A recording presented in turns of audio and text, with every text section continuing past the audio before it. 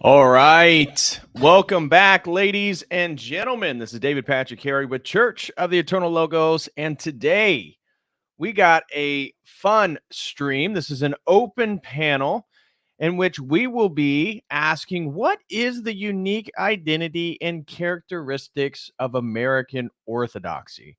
I haven't seen too many conversations specifically about this topic, although obviously the conversation of American Orthodoxy is quite prominent, given the large influx of converts, of which many of us in this audience are going to be a part of. So I've already posted the link to join this stream. I, again, wish all my Orthodox brothers and sisters who would like to have voice on today's topic. That link is posted in the video description here on YouTube. I've also shared it there in the live chat. And so if some of the mods can also share that, would greatly appreciate it.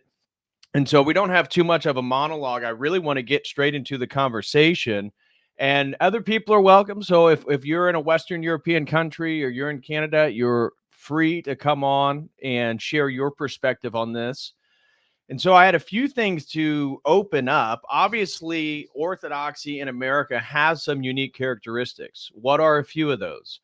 Well, one is that America and the Protestant heritage that it was founded on has been a failure. I believe, and I was thinking about even doing a stream on this specific topic at some point, but I do believe that Protestantism will basically go extinct within 2 more generations. I don't think it's going to exist. It just can't defend itself against the worldliness that its presuppositions have given rise to. And if you guys saw my recent YouTube short that I shared with, it was yesterday, it was of Father Michael Butler talking about male rites of passage and how the Orthodox Church offers that in regards to different positions in the church, altar boys, stuff like this, and all these Protestants who just want to claim that we're all pedophiles, and nobody even knows what Orthodoxy is. Now, I'd say that that's a bit of a tangent, but then you listen to their spirituality, and many of them rejecting the Holy Trinity. They have these weird interpretations of Scripture, And the problem, obviously, is what's the ultimate authority?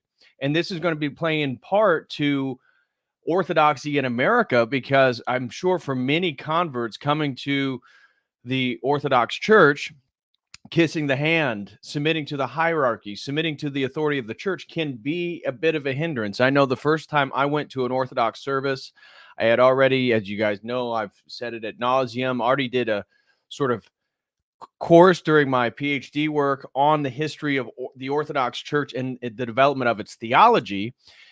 And so I was very familiar with what it believed. And I went to a service, and at that service, obviously it ends with the blessing. And the blessing is you kiss the cross in the hand of the priest. And this was an OCA Russian parish. And I was kind of off put. I was like, man, I don't want to kiss the hand of, of a man. He's just as much of a sinner as me, of which, of course, we all know that that's part of the Orthodox Church, that we don't believe the priest or even our hierarchy are infallible like others, i.e. the Roman Catholic Church. But I think that's a uniquely American trend, is this sort of individualist spirit where we do not want to submit to other men. We do not want to submit to these sort of forms of hierarchy and authority. So some of these unique characteristics, America is a spiritually lost country. We can see that. We know that. It's obvious. And sure, there's many good, faithful Protestants that do their best and try to maintain their faith. But to pretend that Protestantism is going to save America is absolutely ridiculous. Protestantism is what brought America to this point, and the relativism of their hermeneutics and exegetical techniques, and everybody like Joe Blow can have his church on the street corner and tell you what scripture means, is indicative of the fact that most of the Protestant churches are now LGBTQ plus, affirming female pastors, lesbian pastors, all types of stuff. And we even see the Pope and the Catholic Church blessing same-sex couples. So we see the direction that the world is moving, and orthodoxy is one of the last refuges for traditional masculinity, for traditional Christianity, and for a hierarchy that is willing to aid you and equip you spiritually to battle the spiritual warfare that we're up against. And so, what are some of the unique characteristics? America is spiritually lost. We know that Protestantism was a failure. We see that one of the biggest exports of America is degeneracy. Now, we can get into conversations on who has corrupted the country through Hollywood and media and the banking system, and various ways in which our degeneracy is certainly catalyzed by others. But we can't neglect the fact that it's difficult to be American and be proud of what we're exporting to the rest of the world. It's not. Again, when I travel internationally, the things that people remember fondly or stereotypically of America is not the America of the 21st century. It's the America between the 50s and the 90s. And unfortunately, as somebody who lives here, that America doesn't exist anymore. And so this is tied with the loss of patriotism. So what are some of the unique characteristics of orthodoxy in America? Well, in America, we have lost a sense of patriotism because we've lost a sense of patriarchy. And patriotism is about a respect and an honoring of the land of your forefathers. And so when we look at an Orthodox nation like Serbia or Russia, they still have that patriotism that's still rooted historically and rooted in the faith. We don't have that.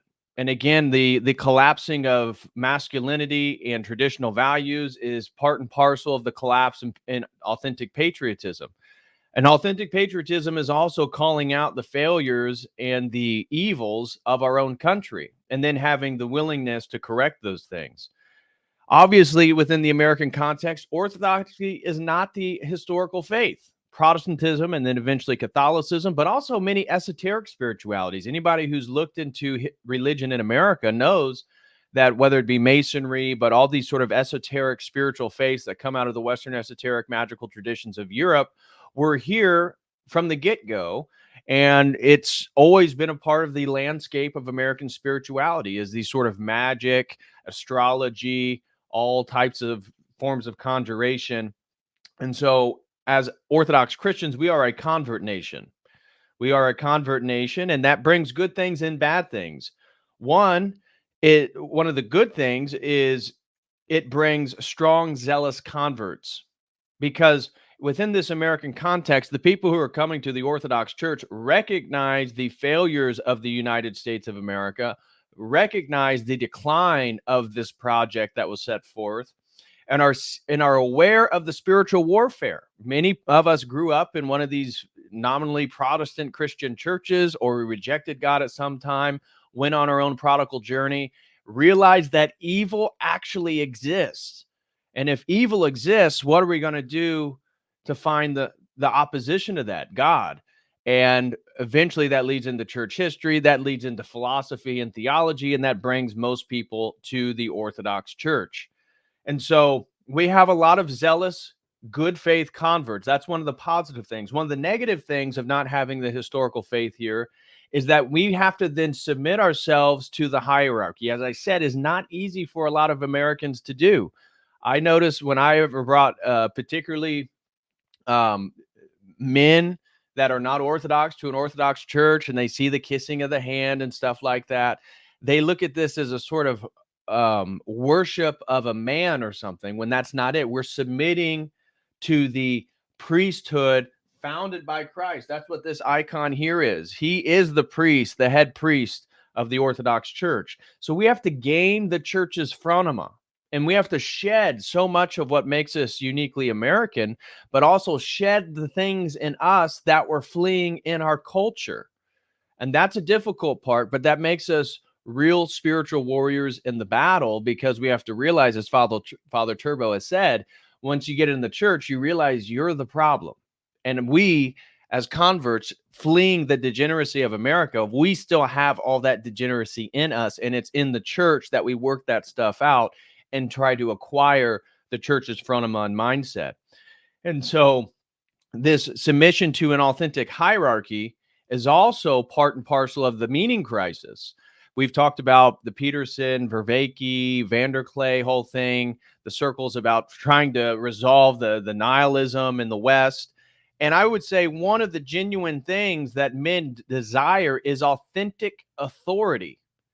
See, when you go to and play sports, or if you're picked last, during sports, maybe that you still have a little bit of residue from that childhood experience. But what men are good at is sorting ourselves out into authentic, authoritative hierarchies. It could be who's the best kids at kickball. Could be who are the smartest, who are the fastest, right? But this applies then to all things. And then young men see the corruption of the American system, politics, corporations, Hollywood, and they're like, well, where is the authoritative authority? Where is authentic authority at in this country? And it's the church. And it's the last place where you'll be able to find it. And that's why that patriarchy is absolutely under attack. It's no secret that the war in Ukraine is killing Orthodox brothers and sisters. It's no secret that Palestine is filled with Orthodox Christians. It's no secret that Greece is one of the first countries in Europe that has to have their digital IDs by 2025. This is a spiritual war.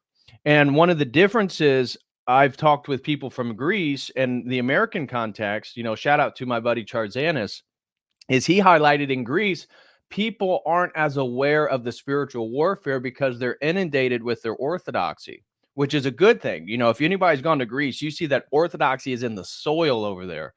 Churches everywhere. The culture is Orthodox.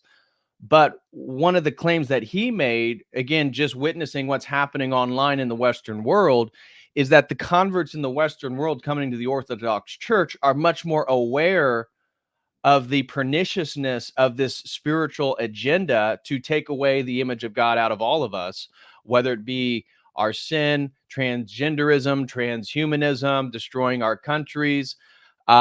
Whereas he believed that some of the people in Greece, they're just not aware of the agenda to the same degree. And so maybe that's a good thing. Maybe that's a good thing for us. Now, obviously, part of the problem in the United States is that we have a jurisdiction mess in Orthodoxy. We have all types of jurisdictions, which is not consistent with the Orthodox faith when we look at historically Orthodox nations. When we look at Serbia, Serbia has an Orthodox church that has a Serbian hierarchy, and it's one church.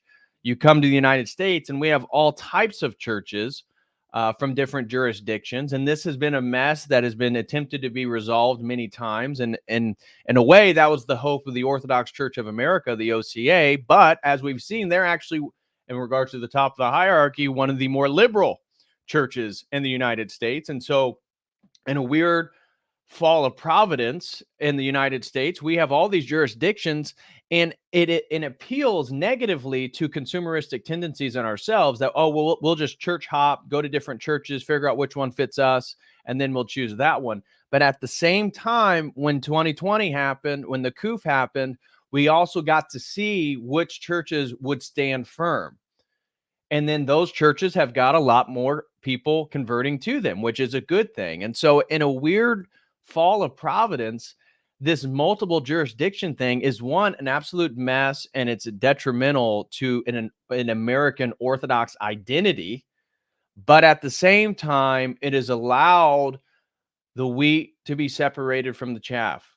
And that is a good thing. So I'm not in favor of the jurisdiction mess, but I'm just saying that it's interesting how it's played out. And so, because we don't have a single American Orthodox church, we can't get that same American identity with our faith that the Serbs and the Romanians and the Russians and the Ukrainians and various Orthodox nations have had, Greece. But maybe, God willing, that will be something that comes in the future due to us converting, learning the faith, upholding the faith, and eventually resolving these issues. We will see. So, the last point I have to make then about American Orthodoxy is that it is filled with people searching for the ark. And this, I think, does make it unique. Now, this is true for Western Europe. This is true for Canada. But in America, obviously, we're a much larger country. And one of the unique things is that it's a lot of people with a lot of life experience doing various things, obviously, typically not very Orthodox, but then figuring something out, willing to submit, willing to change their fronema, their mindset, submit to the hierarchy, take on the mysteries, take on a new calling in life, living up to a higher standard. And this is really hopeful. Obviously, we're less than 1% in the United States, but God willing, hopefully, just imagine in a generation or two, that's 5%, 10%. That's a major difference, and that can exert a significant influence on culture. And so I think that is something to be optimistic about. So I had some stuff. Again, I want everybody to get in here as soon as you can. So I'm going to share the link. Anybody who wants to join the stream here. And so get some people on here. It looks like we got a few super chats that came in. Let me address some of those. Thank you all very, very much. Again, if you'd like to support this stream, please support this stream and channel by way of Dono Chat or Streamlabs links. Those are in the video description. Or if you prefer to use YouTube, feel free to use YouTube. Potentially gift some memberships. We need some more memberships so we can get another emoji. So if you're feeling generous today, please give some memberships. That would be fantastic. Smash that like. Let me answer a few super chats.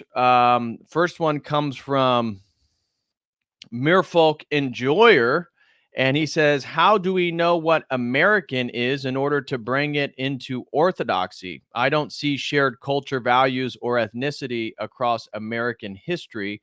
The things I see are the same as a drive for secular progress and Faustianism and Spenglerian sense. Well, I think it's pretty easy to isolate things that are uniquely American. So I don't think it's difficult to say what is American. There's a lot of different things that are unique to this country. Independence in regards to a monarchy, which again, we're not exactly in favor of, but certainly this spirit to defend oneself, guns, outdoorsy, adventurous type wilderness spirit is unique to the American frontier. There is a shared ethnicity in regards to American heritage. So talking about the problems in 2024 now really isn't as significant when we're talking about the history of America, generally speaking. But There clearly is a shared culture in regards to being here. Now, people assimilating to that, that's certainly a question. But I get your point, but I don't think it is as big of a deal as you're making it because, yeah, there's certainly secular progress, Faustianism, but my whole point is that's what people are fleeing to enter the Orthodox Church. And we can root a lot of these ideas in regards to Protestant Reformation theology and the idea that reforming something and believing in historical progress leads to political theories of progress. So I don't disagree with you there, but highlighting that is a uniquely American facet, I think, isn't controversial. And so I get your point, though. I mean, our country's degenerate, and there is a multiplicity of ethnicities and stuff going on. But let's just focus on the historical context of the country and how it emerged from. And then we had one more super chat that came in from John Anon. Shout out to John Anon, throws in $5. He says, given the pattern of St. Vladimir the Great in Russia and St. Constantine, could America have a similar leader to baptize our country into Orthodoxy by setting the example at top? Well, we can certainly hope so. I find it most likely that will never happen. But we can certainly hope for something of that nature to occur. I think again, we'll open this up. We got Jose here for our conversation, but part of the uniqueness of American Orthodoxy is that we're not emerging out of a monarchy in regards to the development of Orthodoxy itself. So that's another unique characteristic. Could we hope for a Saint Vladimir the Great or a Saint Constantine? Yeah, I don't think that's going to happen, though. So we can hope, but maybe just maybe us who are converting to Orthodoxy, maybe we can make an impact, and maybe we can be role models, and maybe somebody out there is going to be president in the future. But I don't see us establishing a monarchy anytime soon. Welcome, Jose. What's going on, my brother? Not too much. Just still trying to get this house in order and everything after this move, even after 2 months. But yeah, no, it's like on the topic. That last super chat talking about Saint Vladimir the Great in Russia. Like I'll say there's one hopeful parallel in that Russia as a nation was birthed by the Orthodox faith. Like you look prior to the baptism of Saint Vladimir, the Rus were just a giant, massive collection of tribes. And they weren't really one nation. It was the faith that forged them into a nation over a couple centuries. And that's why when they were shattered by the Mongols, like 200-300 years later, they then came back together as one. So it's unfortunately in the American case, America's ethnogenesis was intentionally retarded by its ruling elite. So unfortunately for the United States, the U.S. It's going into essentially time of troubles, essentially, where it's being pulled apart everywhere. Right. But unlike the Rus, when they were shattered by the Mongols, unfortunately, the U.S. the American people do not have a common faith, a common way of life, a common like cultural ties to actually hold them together. Or bring them back together. That's the big giant difference. Yep. Welcome to Disgruntled Docs. Good to see you, brother. Yeah, thank you. And actually, it's funny that you mentioned the whole thing about having multiple different jurisdictions within Orthodoxy here in the United States. Because one of the times I was talking to Father Turbo, that's one of the things he mentioned was like, look, I understand, yes, we should not be church hopping and looking for certain things and find a good spiritual father. And he's like, but sometimes if there are things that you're doing your best to try to change and help, sometimes you do have to go looking in other places for the spiritual needs, for your spiritual needs, and also for your family. So it's like, it's both a blessing of like having a little bit open, but we have to be extremely careful and not to be looking too much and then trying to find someone that's just going to say yes instead of trying to actually lead us. And like you said, taking away all these things that we're coming into the church with, this hot mess from society that we're trying to clean ourselves with. Right. Absolutely. So I want to pose to you guys then as we get the conversation going. What are some of the unique characteristics and identity of Orthodoxy in America? Obviously, I hit on that we're a spiritually lost country. We're the product of a failure of Protestantism, which all Protestant nations, I would argue, are no longer Christian. You know, people can say they're nominally Christian because people on a survey say they celebrate Christmas, but we don't have Orthodoxy as a historical faith. Therefore, we're a convert nation. Therefore, we have to submit to the church's frontimon hierarchy. We have a jurisdiction mess that, as we said, is both good and bad. But we have strong, zealous converts that are fleeing evil due to the recognition of a spiritual warfare. Anything on that you guys want to elaborate further on or add to it as you see fit as we start talking about what exactly is the identity of American Orthodoxy?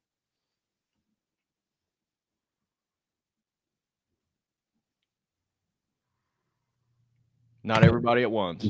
Yeah, I would say that that's escaping from trying to look at everything, like you said, historically. Like, yes, we don't have kind of like a good common thing to kind of look for, except maybe even the quote unquote diversity. But even that itself, it's like what it's turned into now is like completely different to what it was like when European immigrants were coming in with a shared culture and faith. Right. And even then, they might have been more traditional Protestant or Roman Catholic, but they still had a lot of those virtues that they could still all kind of align to at some point, where at this point now we've 200 300 years later, it's so convoluted to when it comes to what is even virtuous. But I think that itself is also kind of created a chain that we can all kind of like look at and see. So then that way now it's, and I know it's hard to kind of like just take that point specifically and attach ourselves, like Father Turbo has mentioned before. It's like, yeah, we come to the church looking to run away from these things,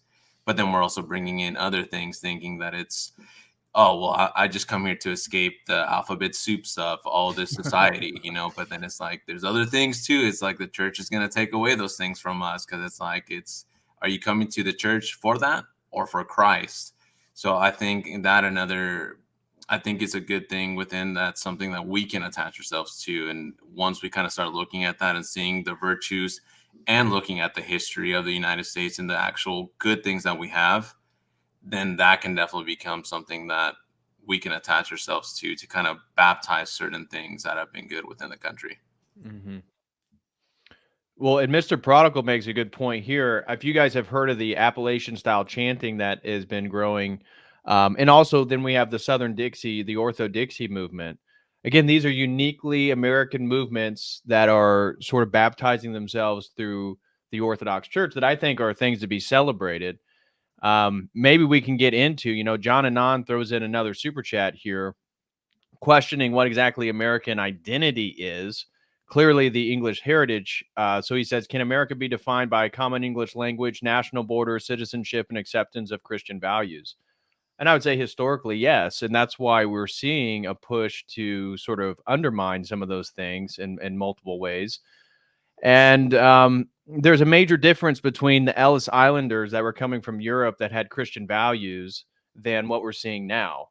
And at least that was a submission to a uniquely genuine American cultural context.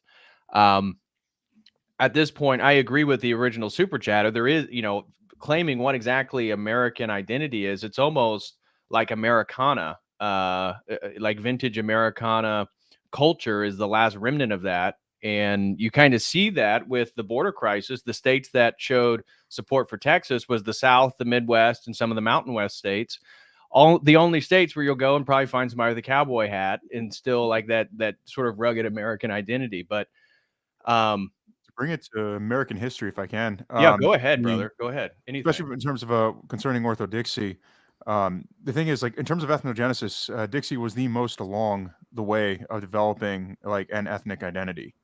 And it was the most developed of all the parts of America. And the thing is, while yes, you had the difference between the Ellis Islanders and then those who were there before, even going back to prior to the American Revolution, just because my dad was a huge Puritanophile, which figure, and it's the Puritan stock that found in New England were radically different than the Scotch Irish that settled Appalachia, which that Appalachian style chant is a form of taking that the type of folk music that they have and elevating it And they were radically different from the Tidewater stock that settled Virginia. Like the Tidewater stock that Robert E. Lee came out of, they were extremely aristocratic. I'm just saying, like, you will find I know like today, like you have the DEI crowd who really hates on the old Southern elite, but I can tell you, like, just, you go south of the Rio Grande, like in terms of American historical figures that get the most respect,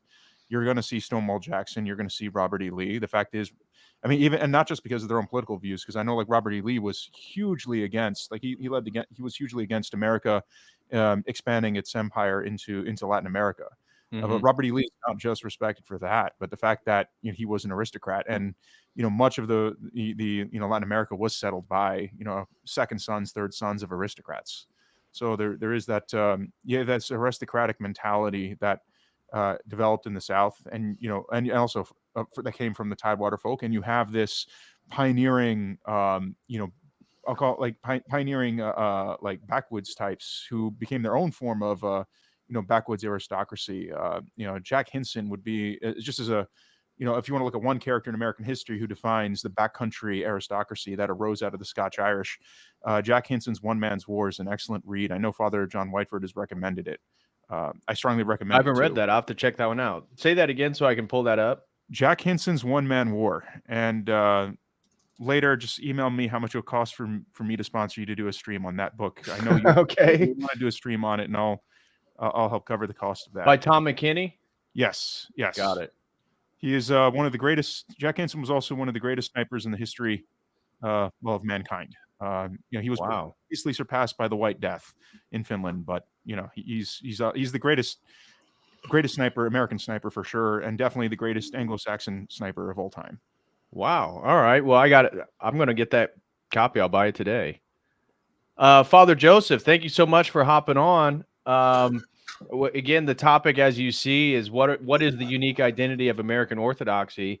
We've already been hitting a few points, but feel free to share your opinion on anything that you want to shed light on. Yeah, definitely. One thing that I would like to point out is that when we're talking about what American Orthodoxy is, we also have to look at the experience of American Orthodox over the past 200 to 300 years. It's one I mentioned it in the chat, is that we're coming out of what would be known as kind of an assimilationist period, which you really see culminating in the probably the 1950s and 60s onward. But before that, if you look at the experience of even Orthodox priests that were occurring in the turn of the 20th century and even slightly before that, they were treated very negatively. There was a kind of a, what's the word I'm looking for? There was a kind of like a suspicion of papism on the part of in many cases, a largely Protestant populace. So this is where you see a lot of the things like, for example, if you look at old pictures, black and white pictures where priests don't have, they don't have beards, they're kind of wearing suits, etc. All the churches got pews. So the experience of Orthodoxy in America was, until very recently, a very assimilated experience. It was an attempt to make it look as like everyone else's Great stuff. point. And so this is kind of like where, unfortunately, the flip side of this is there's kind of a social reductionism, especially among immigrant communities. You're trying to make your church look as American as possible, but you're trying to keep things like, the ethnic foods, etc. And what ends up happening is, in that, the culture gets assimilated out for a few kind of superficial markers, like, say, for example, ethnic foods, etc. It's no surprise that throughout, Orthodoxy in America, the most well-known feature is often the ethnic fair or the ethnic food sale, and that seems to be kind of like a relic of that period.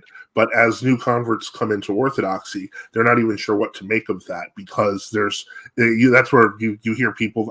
For example, I myself am lucky. I haven't experienced like the whole convert versus cradle debate that I've seen. I know it's real, but I haven't personally experienced it, simply because I'm used to everybody focused on the faith. But that I'm an outlier. I'm aware of that. Right. And so. Now, I wanted to highlight Ortho Eric threw in $5. Thank you so much, Ortho Eric. Again, if anybody wants to support the stream or send in comments or questions, he says a big part of American identity is the revolutionary spirit, which I would absolutely agree with. And I think, and maybe this is a great talking point for the panel, bringing up, because I think what we're seeing at the southern border is actually indicative of the revolutionary spirit of these militias, the National Guard going against the Supreme Court order due to Governor Abbott. But at the same time, I think it makes it difficult for Americans to submit to the hierarchy, as we mentioned in the opening. Again, the kissing of the priest's hand, thinking that somehow this is a worship of the priest or a man, and everybody said, "Well, he's fallible. You know, I'm a man. I'm not going to submit to another man." Fair enough, but that's not what we believe. And understanding an authentic authority and the hierarchy, I think, is difficult for Americans. But what does the panel think about the revolutionary spirit? How it's can be both a good thing and a curse at the same time. Yeah, I would definitely agree, especially like coming out of the military. That's one thing that it's like, yeah, you have a good leader, you want to submit to them. And at least that's been my experience when you have someone leading you, doing the right things, taking care of you, being stern but fair. Then you want to serve them to the best of your abilities. But then when on the opposite hand, when you get a bad leader as well, it's like you don't want to listen to them. And you know, I've done it myself where I'll do things just well enough to where it's not questionable, but bad enough to where it's just like they'll give it to somebody else, because it's like, look, you know what? And that was a point in my life, but now it's like, okay, even if I'm under a bad leader, I would still do the best of my ability just for my own sake. But yeah, it's a both and. I would say it's a blessing and a curse, because yeah, the one, if you see a bad order, then you're like, I'm not going to listen to that. And a lot of that happened within the military, even when the jabbies and the coof, Right. Those who knew and had good leaders were like, hey, you do what you think is right and stand up for yourself. And I was like, okay. And that's what I told my guys. I'm like, look, I'm not going to do it, so I'm not going to ask y'all to do it. And if it comes to my career, so be it. And the same thing, I have buddies that are actually down at the border right now, and I'm praying for them, because I can't imagine how hard it must be to get an order to stand and defend the country for what we know is right. And I do feel for these poor immigrants, being one, especially being like Mexican. It's like I feel for, because that's how I came across. I'll admit it. Like that's how my family came across, looking for prosperity and for better things. And you know, I tell people now, like, yeah, maybe it wasn't the best thing, but through God's providence, things turned out okay. But right. Yeah, they should definitely do what is right, even if it means like disobeying a leader. But yeah, they're in a tough spot. It's definitely a both and of a blessing and a curse. Yeah, that willing to disobey, I think, is the blessing side of the American revolutionary spirit. But it also has garnered a lot of individualism and an inability to find authentic authority. And when you're talking about the military, I mean, that was a purging of honorable men that stood up for their values, which is part of the weaponization. And again, everybody, feel free to go wherever you guys want to go after this. But I saw yesterday that the Navy has just done away with their GED and high school diploma requirements. And many people believe this is because the 20-some plus illegal immigrants here in the United States, that they're going to want them to become part of the U.S. military, and that be their pathway to citizenship. And that's a bit of a scary thought as well, because you look at history of empires and bringing in foreign soldiers because they have no allegiance to the domestic population to police that domestic population seems like that's a real possibility in the near future. But what are your guys' thoughts on that? The ruling class have done it before. The American Civil War. So people talk about like when Lincoln decided to wage war in the South. So he raised his 100,000 man army. 70,000 of them were Germans who were literally taken right off the ships. Yep. So it's like a lot of the American side on the Union side were Germans and Irish who were forced into it. Yeah, but Gangs of New York highlights that, right? When they get off the ship, they sign up for the Union right away. They're given muskets, and they don't even know where Tennessee is. Yep. Many didn't even know who they were fighting for. There were the ones who did. That gets into the whole history of Marxism and the Republican Party, and the fact that Lincoln was a pen pal with Karl Marx. But that would deserve its own distinct thing on an aspect of American history that's not covered. But the thing that shocked me, that got me into that, was when I was reading about, because I was my dad would take us to like all the Civil War battlefields, etc., for camping every single summer. So I was reading into some of the other like generals, like just trying to learn more about the different lives of different generals. And there was one I was reading, and I found out, he was a vet of the 1848 Marxist revolution in Europe. And then I found out, like, actually there's a bunch of generals in the Union Army who are all veterans, who are all card-carrying Marxists who were veterans of the 1848 revolutions. and it puts the Union in a very, very distinct light from what I was being taught in, public school. Yep. And also the founding of the Republican Party. The idea that the Republican Party is a right-wing institution. You start digging into it and you realize, so that's why Abraham Lincoln is at the Third International. Like you have that giant image of or icon of Abraham Lincoln, and why Abraham Lincoln has fasci underneath on his throne that he sits on the Lincoln Memorial, which also a lot of the modern day communists try to hide. But there's a reason why, communism also is tied, they're both products of the Hegelian dialectic, right? Of Hegelianism. Exactly. So it's like all these, and then you get deeper into it and you're like, oh, wait a minute, the libertarians were part of the First International, and that completely changes your view of what is libertarianism. And anyway, don't want to derail too much, but it's been done before and they're trying to do that again. Well, I have two small points. One is that, like it was mentioned, the fasci are the meaning of e pluribus unum, which is like out of many one. That's like the Hegelian dialectic way of joining disparate things into one thing. It's kind of a pagan way of seeing the world. Like it's the same as the worship of Marduk that Jordan Peterson likes to evoke constantly. It's also like the Egyptian mysteries and Horus joining Osiris's dismembered body parts together. And it's also let's say the idea of Greek mythology of Prometheus giving rationality to man in order that man subdues the world. But my second point would be that it's not inherently, I would say, wrong to hire, let's say, foreign fighting men, because let's say Constantine did the same. Like the Varangian Guard was a let's say a body of Nordic fighters who replaced the Praetorian Guard, because the Praetorian Guard was quite corrupt and wanted to overthrow or at least pressure the emperors or plan coups if they didn't get their way. So the Varangian Guard was a way to, let's say, mitigate that corrupt part of the system.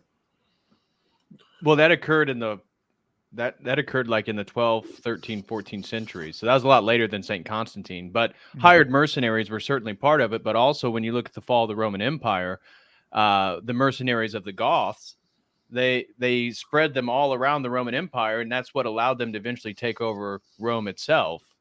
I'm going to do a stream on mass migration in the Roman Empire. So, and I agree, mercenaries are part of warfare. So I'm not against the utilization of mercenaries. I just think tying in the Civil War with what's happening now, I think that there's some interesting correlations, as Jose was making. Well, I hate to be the guy who says the unpopular things here, so I'm going to preface Feel this. free. I'm going to preface this with the fact that both of my parents were immigrants. They were legal immigrants from Latin America. Okay. Saying that what my parents went through and what is happening now are completely and totally different things.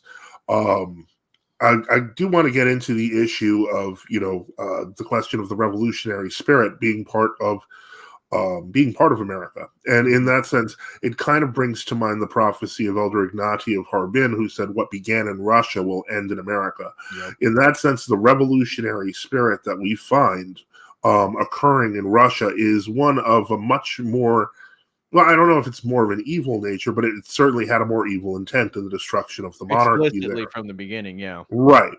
Whereas I think that while it could be the same evil that is present in Americans, we've kind of lived with it our entire existence as Americans. So in that sense, this revolutionary spirit, if it's trying to spread to America and the West, is going to encounter people who are naturally much more revolutionary than the people in Russia ever were. So I think that's what we're seeing playing out right now in Texas, is that there is a natural tendency of Americans to rebel against that which they consider to be unjust, even if it is our own central government.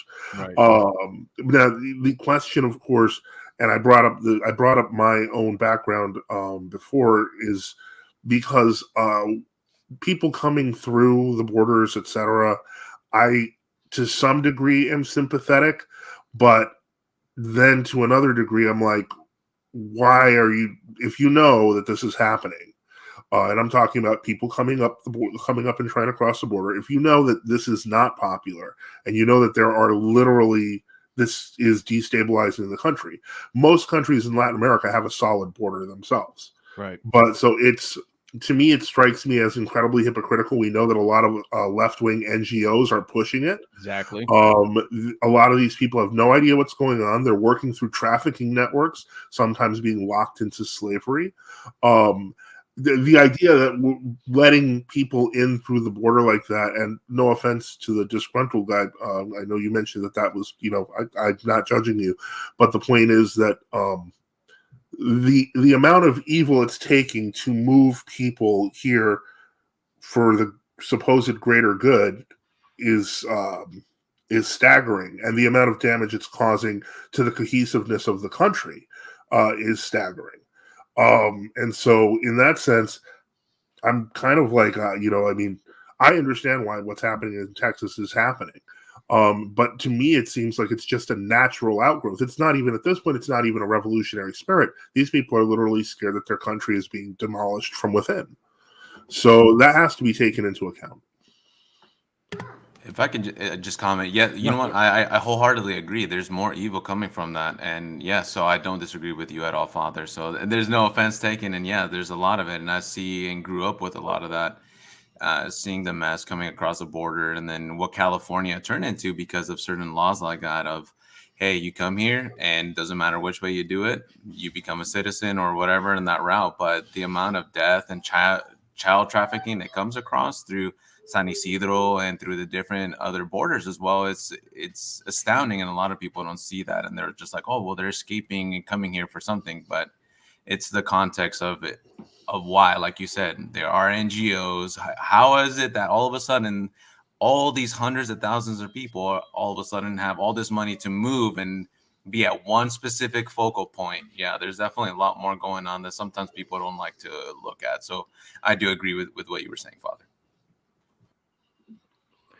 Yeah, and I was going to make another point in regards to the revolutionary spirit, that I think that's partly why we look at the progressive left. They're filled with that same revolutionary spirit as the people heading down to the southern border. And they view themselves as, and that's where this narrative with Trump and MAGA, they view themselves as rebelling against an illegitimate authority, although I would say theirs is much more fictionalized. But the problems and the degeneracy in our country, I think, is also tied to that revolutionary spirit to some degree. I mean, I don't want to. Not that I'm disagreeing, but my point is, I tend to think when we're talking about left wing, kind of the revolutionary spirit, that I want to say I believe that it's kind of really part of that. That it's just a disagreement between two sets of Americans, both with the revolutionary spirit. But a lot of the stuff that I see people from the left saying, like when we look at the COVID period, etc., how many of them were wishing death upon the unvaccinated? It doesn't feel the same. It feels like there's something deeper and more twisted going on there that kind of, I would say, would even make a Soviet blush. But I can't really put my finger on it. Maybe it is the same spirit, but to me it looks different. It feels different. There's something wrong. Yeah, there's certainly different characteristics about it, no doubt. Ziz Legacy throws in $10 and says, in America, there is already a big Orthodox community and great Orthodox saints, certainly good saints. Yet there isn't an American Orthodox church. Well, there is an attempt. That's what the OCA is, the Orthodox Church of America. How would you explain that, despite so many great saints and great monk, American Orthodoxy remain under foreign jurisdiction? Well, the OCA... Yeah, that's me. That's me. That's my comment. Sorry. Oh, okay. Welcome, Ziz. Yeah, so I would say that, I mean, foreign jurisdiction, the OCA is an American jurisdiction. It was tied with ROCOR, but they're no longer tied at the hip like they used to be. So there is an attempt, but as we see that the OCA jurisdiction is a little bit more subversive than some of the other jurisdictions, which makes us quite leery. So that's where it's almost a blessing and a curse. And that's part of the American Orthodox experience. And I would say part of its identity right now is that we don't have a national church. But as some priests, and even I've heard, I believe Father Josiah Trenum mentioned that it's something that needs to be resolved. But at the same time, there's a sort of providential blessing in it, as we saw after the coup and some of the parameters that were taken. So feel free to respond to that. Appreciate the $10 super chat. Yeah, okay. So I am from France, and in France there are also some Orthodox community, but so we are in the same boat of there are like multiple ethnic church, the Serb, the Russian, and what in France the congregation of bishops says to us French convert to Orthodoxy is that, yeah, but you know, Orthodoxy is quite novel in France. We don't have many saints. We don't have a big monastic community. Whereas when I look up to Americas, I see that really great saints like Seraphim of Seraphim Rose, Seraphim of Platina, and or even John of Shanghai and San Francisco. So you have that set of Orthodox saints. You have Orthodox monastic communities, but it's as Josiah Trenum said in his Father Josiah Trenum said in his video, it is not sufficient to build an Orthodox jurisdiction. So what I am asking is, what does it take? We already have saints, we already have monastic community. Why does Orthodoxy do not come up with a new jurisdiction? Like at the time of the apostle, when the Church of Gaul was established, the Church of Spain, the Church of Italy was established, all inside one communion. Does it really have to wait like 100 of years of Orthodoxy to have one real Orthodox church, or do they have like? What is the reason that, for example, the Serbian Orthodox Church or the Russian Orthodox Church give you that they don't unite together inside one big Orthodox American church? Sorry for my English. I am not English speaker, and I tend to formulate it like with my words. So sometimes it can be tricky. But how does they respond? Like what does it take to finally have one final American Orthodox church like we all desire?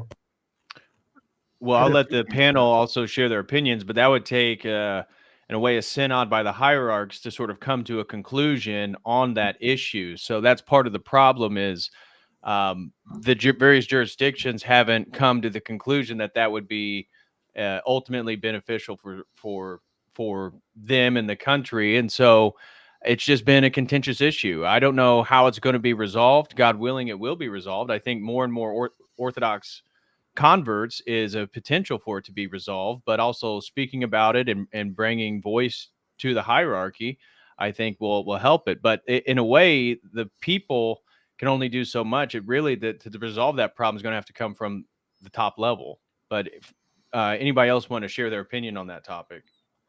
I get 2 points on that. One is it's not necessary for there to be a what do you call autocephalous jurisdiction within the United States for things to be valid. Like, I mean, just take Russia.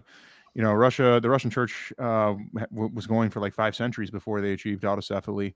So, and the Russian church is now like the largest individual body. So there's actually, I think, a blessing in terms of having what's the word I'm looking for? More intense interaction with those who've had the faith for longer, so that it's kind of like you compare human children to chimpanzees. Chimpanzee children are like full grown after very quickly, but human children take 18 years.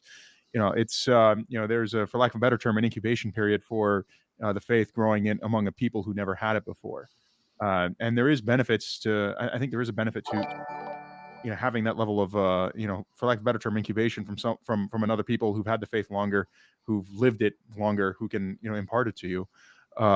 So that'd be the first point. The second, in terms of when it comes to like reuniting, solving the jurisdictional mess, like if you're looking at the origins of it, like Saint Tikhon was trying to set up a patriarchate within the Americas, and then you had issue, which I have no doubt Father Joseph would talk about, of Masons getting into Constantinople, and they were like, you know what? No, we want the American money coming our way, and so they established GoArch, which just ruins the whole process of trying to establish one body in the like ruling body within the United States. So what is it going to take to undo that damage that came from that? I mean, yes, it's the issue of the hierarchs trying to sort it out, but there's a step before that, which is that requires repentance at the bottom level, repentance among the laity, and there's a level of humility that's needed because you're going to have people with some people using Rokor practice versus Antiochian practice versus Greek practice, all within the same jurisdiction, and there's going to be requiring a lot of humility is going to be needed to undo what was done 100-something years ago.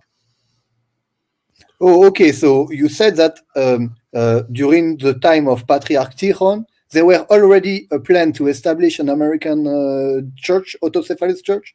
Because what I want to sorry, you were talking about a revolutionary spirits, and I thought, no, I am not American, sorry, so this debate is not really concerning me, but I thought that America wants their independence, and they want to be free from the outsiders for the foreign influence. And so how would you make up that you are America, you love freedom, you love being free from an independence, and you said, yeah, we have to submit to the other jurisdiction, like Russian, like Serbian jurisdiction, like even like when there were like when it was like the communist times, you were submitting to a country that was communist, whereas you wanted to be independent. Having one American church that is governed by American people, for the American people, and for the love of God and their union with Christ would be so much simpler. Why having to divide around Serbia, Russia, and you see the point that and it was you said to me that it was a plan originally, but Constantinople tried to make their things their way, and okay, I wasn't aware of that. Yeah, there's a lot that you have to unpack when you are talking about the history of Orthodoxy in America. Yeah. If you just move, let's say we move to like 1860. In 1860, there were only the Russians on the West Coast and scattered Greek parishes on the East Coast. We don't see anything else. And they were in communion and peaceful towards each other because there weren't that many of them. By the time you hit 1930, a whole bunch of things have happened. In the first place, as was mentioned, you had Meletius Metaxakis, who not only helped institute the new calendar, but also moved the Greek archdiocese under the control of Constantinople. You have the Russians attempting, and this is pre-revolutionary, attempting to create the first American body, which was actually what was known as the Theocacna, which came out after Bishop St. Raphael Hauini, who people don't realize even though he was Arab, he was under the Russians. And so they tried to create a kind of a Russian jurisdiction, but then there were parties in Antioch who wanted that American money. And that's what caused that kind of split to create that. There was actually a split between Antiochians up until 1970. There were two different bodies, one that was Russian and one that was just purely Antiochian. And then of course everyone else is going to move in. Like if you're coming in from Serbia, why are you going to give your money to Greece, Russia, or Antioch? Just give it to the Patriarch of Serbia. So what ends up happening is that we move into a period where we are today, where everybody gets the benefit of money. And unfortunately, that problem is that nobody's going to let that go. And that's why SCOBA originally, that the whole idea, because the canonical practice is one bishop in one city. But if you've ever been to New York City or Los Angeles, you know that's not true. There are 8 bishops in one city, and because New York's where the money is. So unfortunately, you're going to have to deal with that as a reality. And ultimately, I don't know that they're going to do it on their own, but what needs to happen is, frankly, it's very simple. We need a lot more Orthodox Christians, and that's going to change the mentality of the people in charge. Okay, thank you for both of you. Thank you, Father. Thank you. And to the other host, I don't know really your name, but thank you for all of you for your response. So that makes more clear to me, and I see some comparison with the situation in France. But I let you go for other subject relative to America. Thank you very much. Well, thank you, brother, for hopping on, and thanks for your support. Really appreciate that. Ian, what's going on, brother? Welcome. You're muted, man. Can you hear me? I can't hear you. It shows that you're muted. Okay. All right. Well, I think he will be back. Says device is not connected.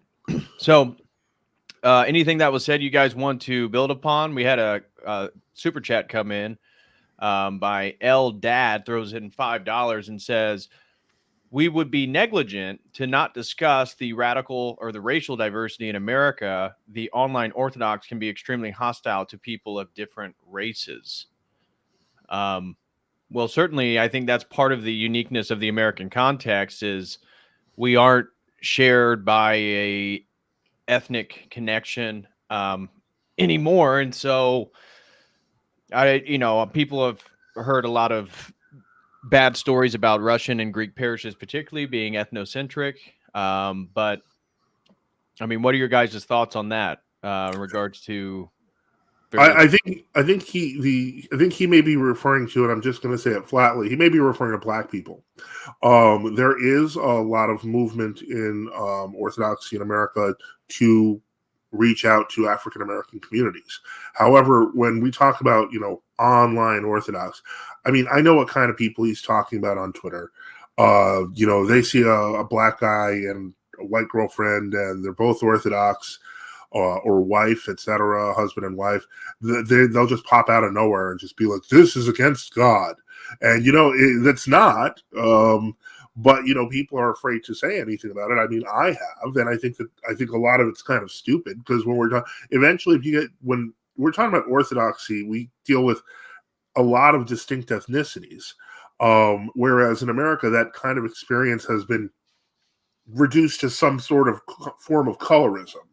And so it's a very different and confused experience when the two mesh. And this is something that, I realize what he's saying is, I mean, I think it's wrong to say the online Orthodox. I am online. You guys are online. I don't think anyone here is, saying going to go for crazy offensive stuff. But I know what he's referring to. Okay. It's just unfortunate that,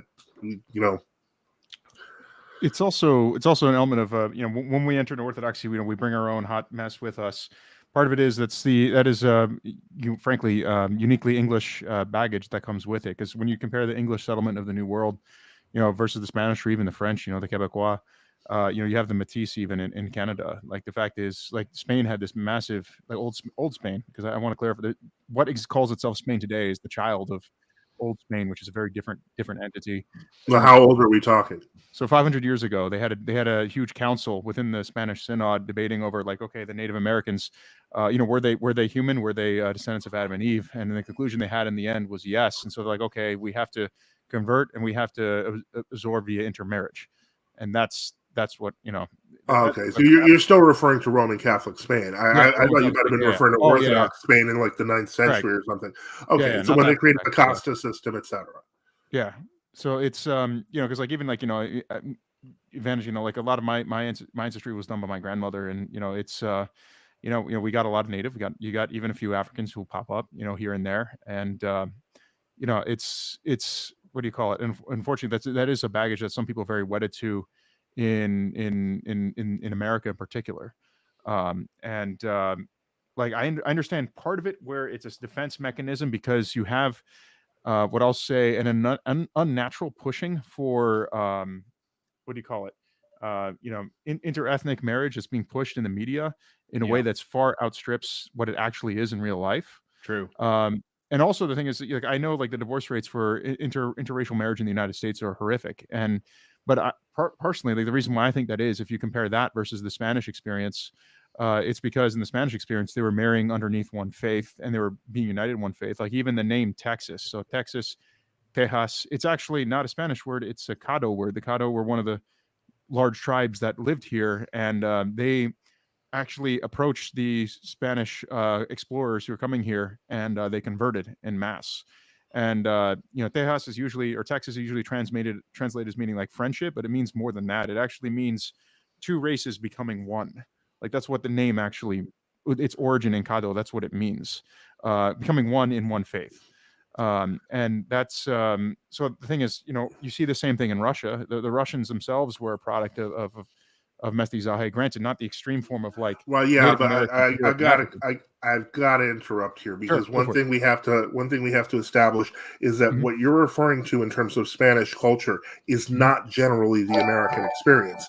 I know exactly what you're referring to because I have family members of a variety of different colors with a variety of different ethnic backgrounds. They're all considered Peruvian, or they're all considered Argentinian, or they're all considered Puerto Rican. This is not how most of America understands the concept of race. And so one can argue whether the mestizaje system or the casta system is superior or not, but we can't kind of enforce that and assume that that's how the majority of Americans think. Because I can tell you, wherever you go, that's not how it's thought of. When we think of race, we generally think of people of certain ethnic backgrounds, groupings, and colors. I mean, but so it's a little bit. I don't want to kind of misrepresent what people feel for the sake of the system that I grew up in, etc. Because it doesn't necessarily apply. My experience is not your experience, is not David's experience, is not Ivan's or etc. experience. We have to kind of approach it realistically. Is my point. Correct. If I may interject for a second, go ahead. I think that the issue of race in America has shifted in the last century because America received a lot of immigrants from other countries like Italy or Ireland, who were mistreated on ethnic grounds. So it's not that it was something like whites versus blacks. That's something new that had the added baggage of slavery and such. But I think that kind of racism took the spotlight from the previous kind of racism that I think is rooted in the Enlightenment philosophy that led to imperialism and the British, let's say, colonial mindset. Because if you look at, for example, the development of Darwinism and such, it's tightly linked with ideas of racial supremacy.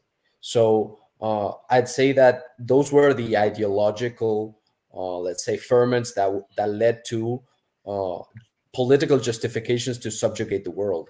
So in a sense, I'd say that kind of racism, or the racism against black people or against white people, is very recent. It only has like a couple of centuries. And most empires throughout the world, of course, they did have kinds of racism, but they were multi-ethnic. So it wasn't tenable to let's say, create a system where basically your empire will rule over people who are considered inferior in terms of genetics or ethnic or of ethnicity. Ian, can you hear me, brother? Yeah, I had to download the app. Hopefully it's working now. Yeah, it's working a lot better. Now we can hear you good. God So what's bless you up, guys. man? Hey, congratulations on the baby. Thank you. Yes, it's been Many years. Thank you, Father. I've taken a long break, as you've probably noticed, David. Yep. Sometimes it's what we need. So thank God. Absolutely. So yeah, you got any thoughts on where we're at in the conversation or the topic at hand? Not in this specific part of the conversation, but I'm not sure if I'm digressing here. This might be kind of a question for you, Father, but for everybody, obviously.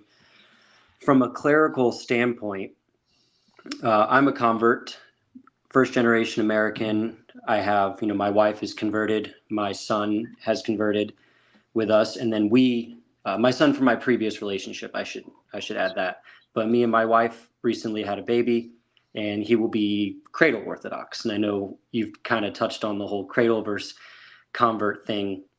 What I'm wondering is, when I came to the church, I didn't know there was Greek or Russian or Serbian. I just kind of found it through David and through some other friends. And I went to a Greek parish, didn't know there was other options. I've enjoyed myself there. I know there's some issues with that in general. We don't have to go into that too much. But my question would be, for people that are, inquiring into Orthodoxy, how do we keep the American ideologies of the times separate from the heart of true Orthodoxy? if that makes any sense. Because I- true yeah. Orthodoxy is the royal path. It's neither right nor left. Well, yeah, I mean, I would say that the Orthodoxy has always risen above ideology, and so we have to keep that in mind. That if a person is following, oh, go ahead. And I think he just has his mic on, Father. There we go. Oh, okay. Sorry, I didn't realize I was brought on the panel until now. I didn't mean to interrupt. Oh, okay.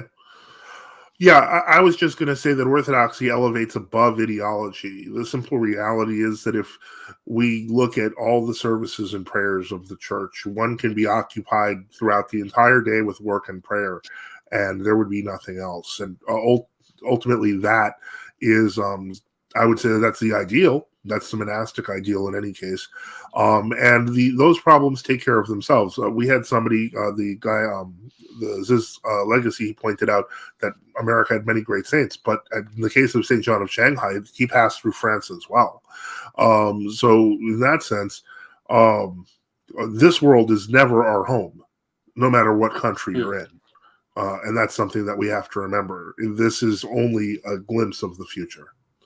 Mm-hmm. Yeah, I think people get caught up sometimes, especially when coming to the church and church hopping, if you will, to find a Greek or a Russian, and they say, well, the Russian's more, has different views that are more aligned with my political views. And I think sometimes that's not the best way to find a church, if that makes sense. Because my church, there's been times during the whole, where there was things we did that I didn't agree with, but it's still my church.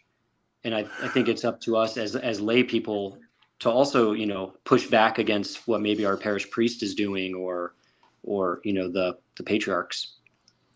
Yeah, I mean, ultimately, you're not going to escape this question if you're talking about like true Orthodoxy versus the official. You're not escaping the COVID question either, because there was that debate and that difference of how people handled things.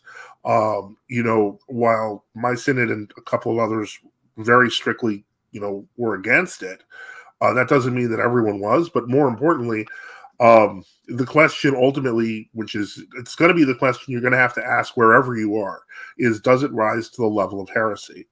I tended to see COVID as a global Sergianism test, where basically how willing would people be to submit to whatever the state says, regardless of whether it's good or bad? Unfortunately, heretical or not, a lot of people failed, some people passed, and a lot of people are still learning. Some people learned from it. But I'm not going to go one way or another with that question because I didn't have to. I just simply said no to everything. But I find it, I'm very loath to condemn other people who, for whatever reason, decided to go another way. Granted, people did make mistakes. And the simple reality is the question of how willing we are to forgive that is, I think, of paramount importance.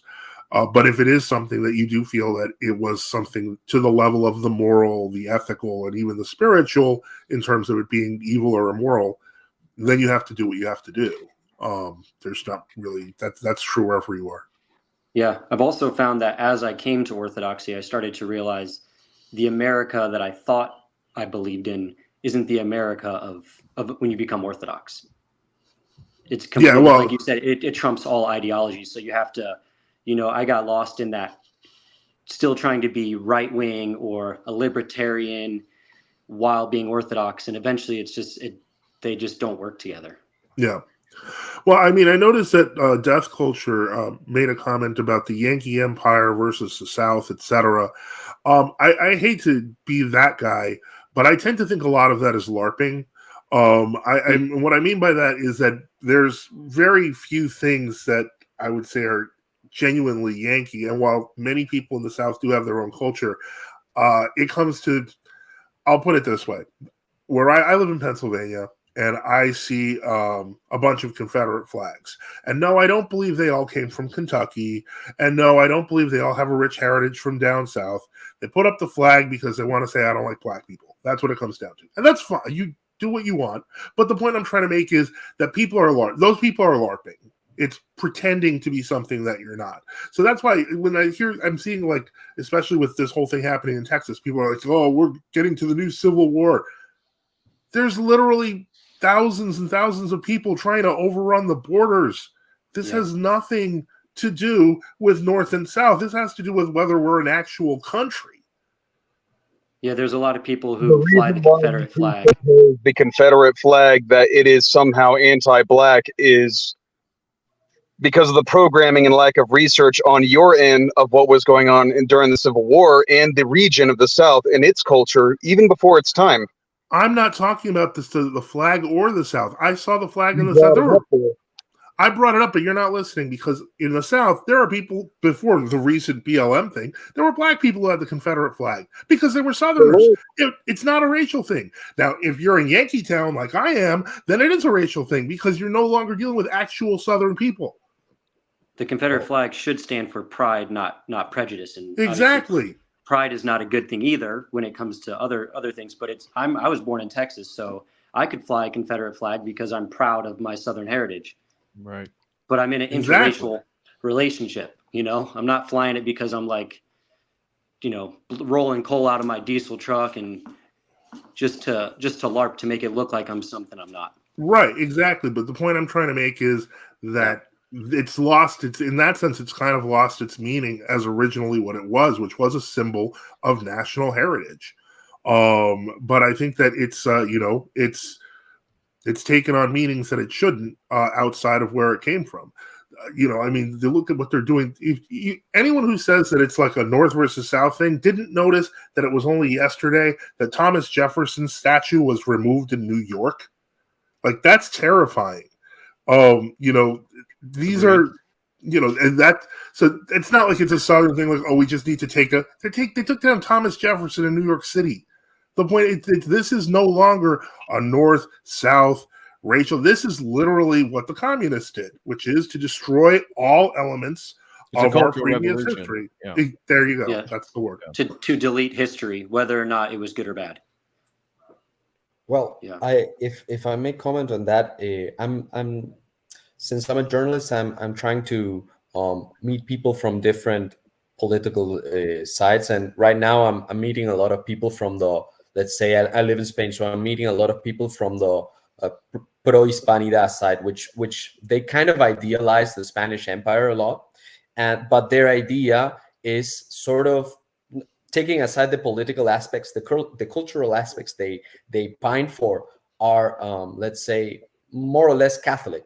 And you could say it's a LARP because they're so very few and they're so disconnected in terms of, let's say, centuries from that time period that it's impossible for them to truly have a connection. But I would dispute that in the sense that we have to be careful not of accusing other people of not, let's say, having true roots, because a lot of them, they're from Catholic families, and they're trying to be very devout Catholics. Me, as an Orthodox, I couldn't care less about the Spanish Empire in its Catholic incarnation.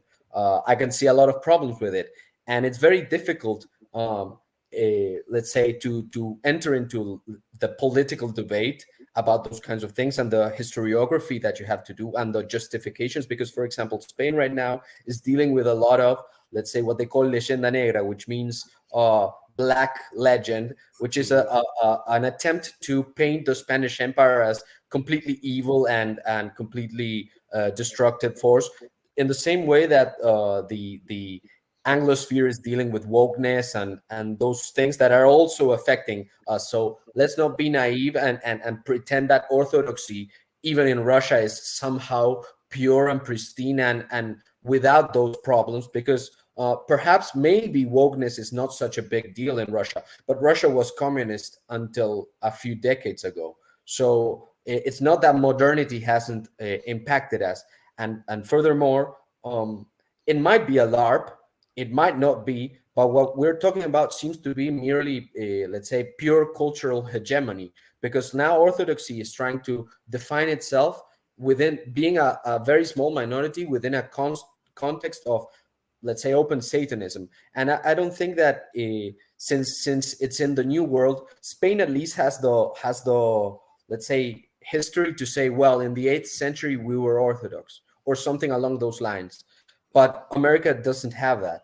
And it will always have to define itself against the backdrop of, let's say, a Protestant or a deist or a Freemasonic or whatever kind of nation. And if we're trying to figure out what's the, let's say, the cultural identity of Orthodoxy in America, we have to think about the Orthodox people who live in America, not about, let's say, the unorthodox who live in America. Well, that seems unfair. How come you can give Spain the benefit of the doubt with Orthodoxy when they've been Roman Catholic for 1,000 years, but you can't do that with Americans? I live, where I live, there's a large Mennonite and Amish community that they are definitely with the Anabaptist tradition very separated from Orthodoxy. Their influence on the cultural tradition of the country is unmistakable, and that's true. I hate to say this, but with a lot of different groups, whether even Protestants, national Protestants, like say for example Lutherans from Sweden, etc., and a number of countries retain a lot of traditions which we find in Western Orthodoxy or Western Rite Orthodoxy that were pre-schism usages. And so I don't know that I would be so quick to say, well, because Americans had nothing, they didn't know anything. I think that's unfair. I've been to post-Soviet Russia. I lived there for almost 2 years. I can agree with your critiques, but I think it's unfair to say that Americans basically are worthless because of the fact that they never had any connection to Orthodoxy. I wasn't saying that at all. What I'm saying is, if it's a matter of, let's say, trying to be conceptually clear, in the sense, if we're asking what's the ethos of American Orthodoxy, then it has to be Orthodox. It cannot be Protestant, it cannot be Catholic, it cannot be something else. And if we're talking about the ethos that seeps into, let's say, Orthodoxy, that can be, let's say, transfigured, that's something else completely. So we're trying to be, let's say, more nuanced in the way we approach those things. And I picked the example of Spain because, to me, I don't think there's such a big, let's say, a Orthodox remainder, because I think Catholicism stamped it out. And I would say that even though the history of Spain is very, let's say, mixed, because Spain converted, let's say, at first through Arianism. So it became Arian first in like the 3rd century or so. And then after a lot of political pressure, it became Orthodox. But then the differences between Orthodoxy and Catholicism were very difficult to parse out. It wasn't such a clear cut, because the papacy didn't, let's say, establish itself as such, as a political entity, until late in the 8th and 9th centuries. There wasn't such a big difference between Catholics and Orthodox, except culturally speaking and in terms of theology. It was one big church. It wasn't that Catholicism developed from the 1st century in the West. So it's very difficult to have these conversations. I don't want to be too critical here, but one thing I should point out is that the conversion of Spain to Orthodoxy was a largely spiritual thing. There were Spanish martyrs, St. Hermegild, who was martyred by his own father, which led to the conversion of Spain to Orthodoxy. As to when they became Roman Catholic, that's easily traceable at the Synod of Burgos in 1080. We can trace virtually every historical kind of move towards the creation of Roman Catholicism, including the centralized papacy, to Hildebrand of Savannah in 1075. So, I mean, I don't want to muddle the waters and be like, we didn't know what was Orthodox and we did. You can find clear at the Synod of Burgos, the ritual of Spain was literally destroyed, replaced with the Roman Rite. Married priests were removed, monastics were moved into the priesthood. It's not like this isn't something you can actually pinpoint. No, I don't dispute that. What I say is basically that before the schism actually happened between Orthodox and Catholics, the theological developments had already taken place centuries before. So, right. And the Frankish influence in scholasticism was centuries prior to. So the schism didn't appear out of thin air, and it didn't just happen 1 year because like there happened to be a dispute, and we figured out that the other person was believing something different. Like those developments in theology that happened in the West had been brewing for centuries. So if I were to say, it's not my place to say this, but if I were to say this person is Orthodox, this person is not, it would have to be on the basis of their own belief, not the communion in which they were participating in. Right, but my point is this, and I don't want to belabor the point because this is really going off topic as to what we're talking about in terms of American Orthodoxy. Yeah, but I would recommend, if you ever visit my channel, look for Who Invented the Roman Catholic Church. You can actually point out that a lot of these theological controversies that lasted for a couple of centuries, it's mythical. In reality, there was an actual split within Rome with rival popes where eventually one party killed the other, and that party was the party that became Roman Catholicism and had all the marks in it with the Dictatus Papae. Well, I want to keep the conversation going, but we got to catch up on some super chats on Streamlabs. And Frankie D, shout out to our brother Frankie D, throws in $5, says, I think American Orthodoxy is still in its infancy. I definitely agree with that. It is still a very small portion of the population, correct? From my understanding, it's almost 1%. And Jonathan Paggio once talked about how America, being at the edge of the world, is a kind of chaotic place, and that manifests in many different ways. Well, great point. And I think I brought this up before, even through secular scholars talking about the frontier of the American context and how the West Coast was sort of the end of the frontier. And you see how Silicon Valley and technology, again, they reach the Pacific, and then that frontiersmanship sort of reverberates back across the world through technology in certain ways. That's been postulated, but great point, Frankie D. GBTWC throws in $5, says, as Orthodox, why do we define ethnicity by our borders? Doesn't the jurisdiction of the Western OCA bishop include Canada, Alaska, and Mexico? Well, I don't think it's defined by ethnicity. As we've already highlighted, that's a dubious category when you talk about Americans as a single ethnicity. And that's just the structure of the OCA church and how they have incorporated Canada, Alaska, and Mexico. But again, that, as we've already brought up, GBTWC, that would be something for the hierarchs to eventually sort out in regards to jurisdictions and how exactly America would fall under a single national jurisdiction. Because if it was the American Orthodox Church, a true one, well, then the bishop wouldn't be over Canada or Mexico. God willing, they would be able to eventually get their own. But thank you very much for that. John Anon throws another $5 in and says, what do you think about the version of St. Innocent where he emphasized the importance of English language, and how can that be implemented in America's many ethnic jurisdictions? I think we can postulate this question and go around if you guys are interested. I think it's good, as we've talked about, that Orthodoxy goes into cultures and sanctifies it. And so it uses the local languages of the people, and having liturgical services in English, I think, is a positive benefit. That's one of the things I love about the Antiochian church, is that all my churches I go to are in English, and that helps me certainly be a part of it. But what do you guys want to, the question is, what's the importance of English language, and how can that be implemented in America's many ethnic jurisdictions?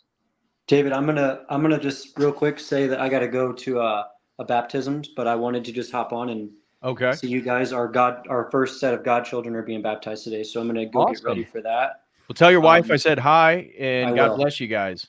Thank you. Yeah, and then I guess real quick before I go, I just wanted to say that things being in the English language is great, because if you've ever been to St. Anthony's in everything's Arizona, in Greek. Oh, it's beautiful, but especially as a catechumen, when you're supposed to depart, and then you're sitting in there after catechumens are supposed to depart, and the monks are kind of just staring at you because they just have this feeling. They're like, you're new, and we said to leave, So I just thought that was a funny experience from my own personal life, where they kind of just stare at you and you're like, I have no idea what's going on here. So sorry. Absolutely. But yeah, God bless you guys. Great conversation. I'll continue listening as I get ready. All right. Take it easy, man. All right. Father bless. Thank you.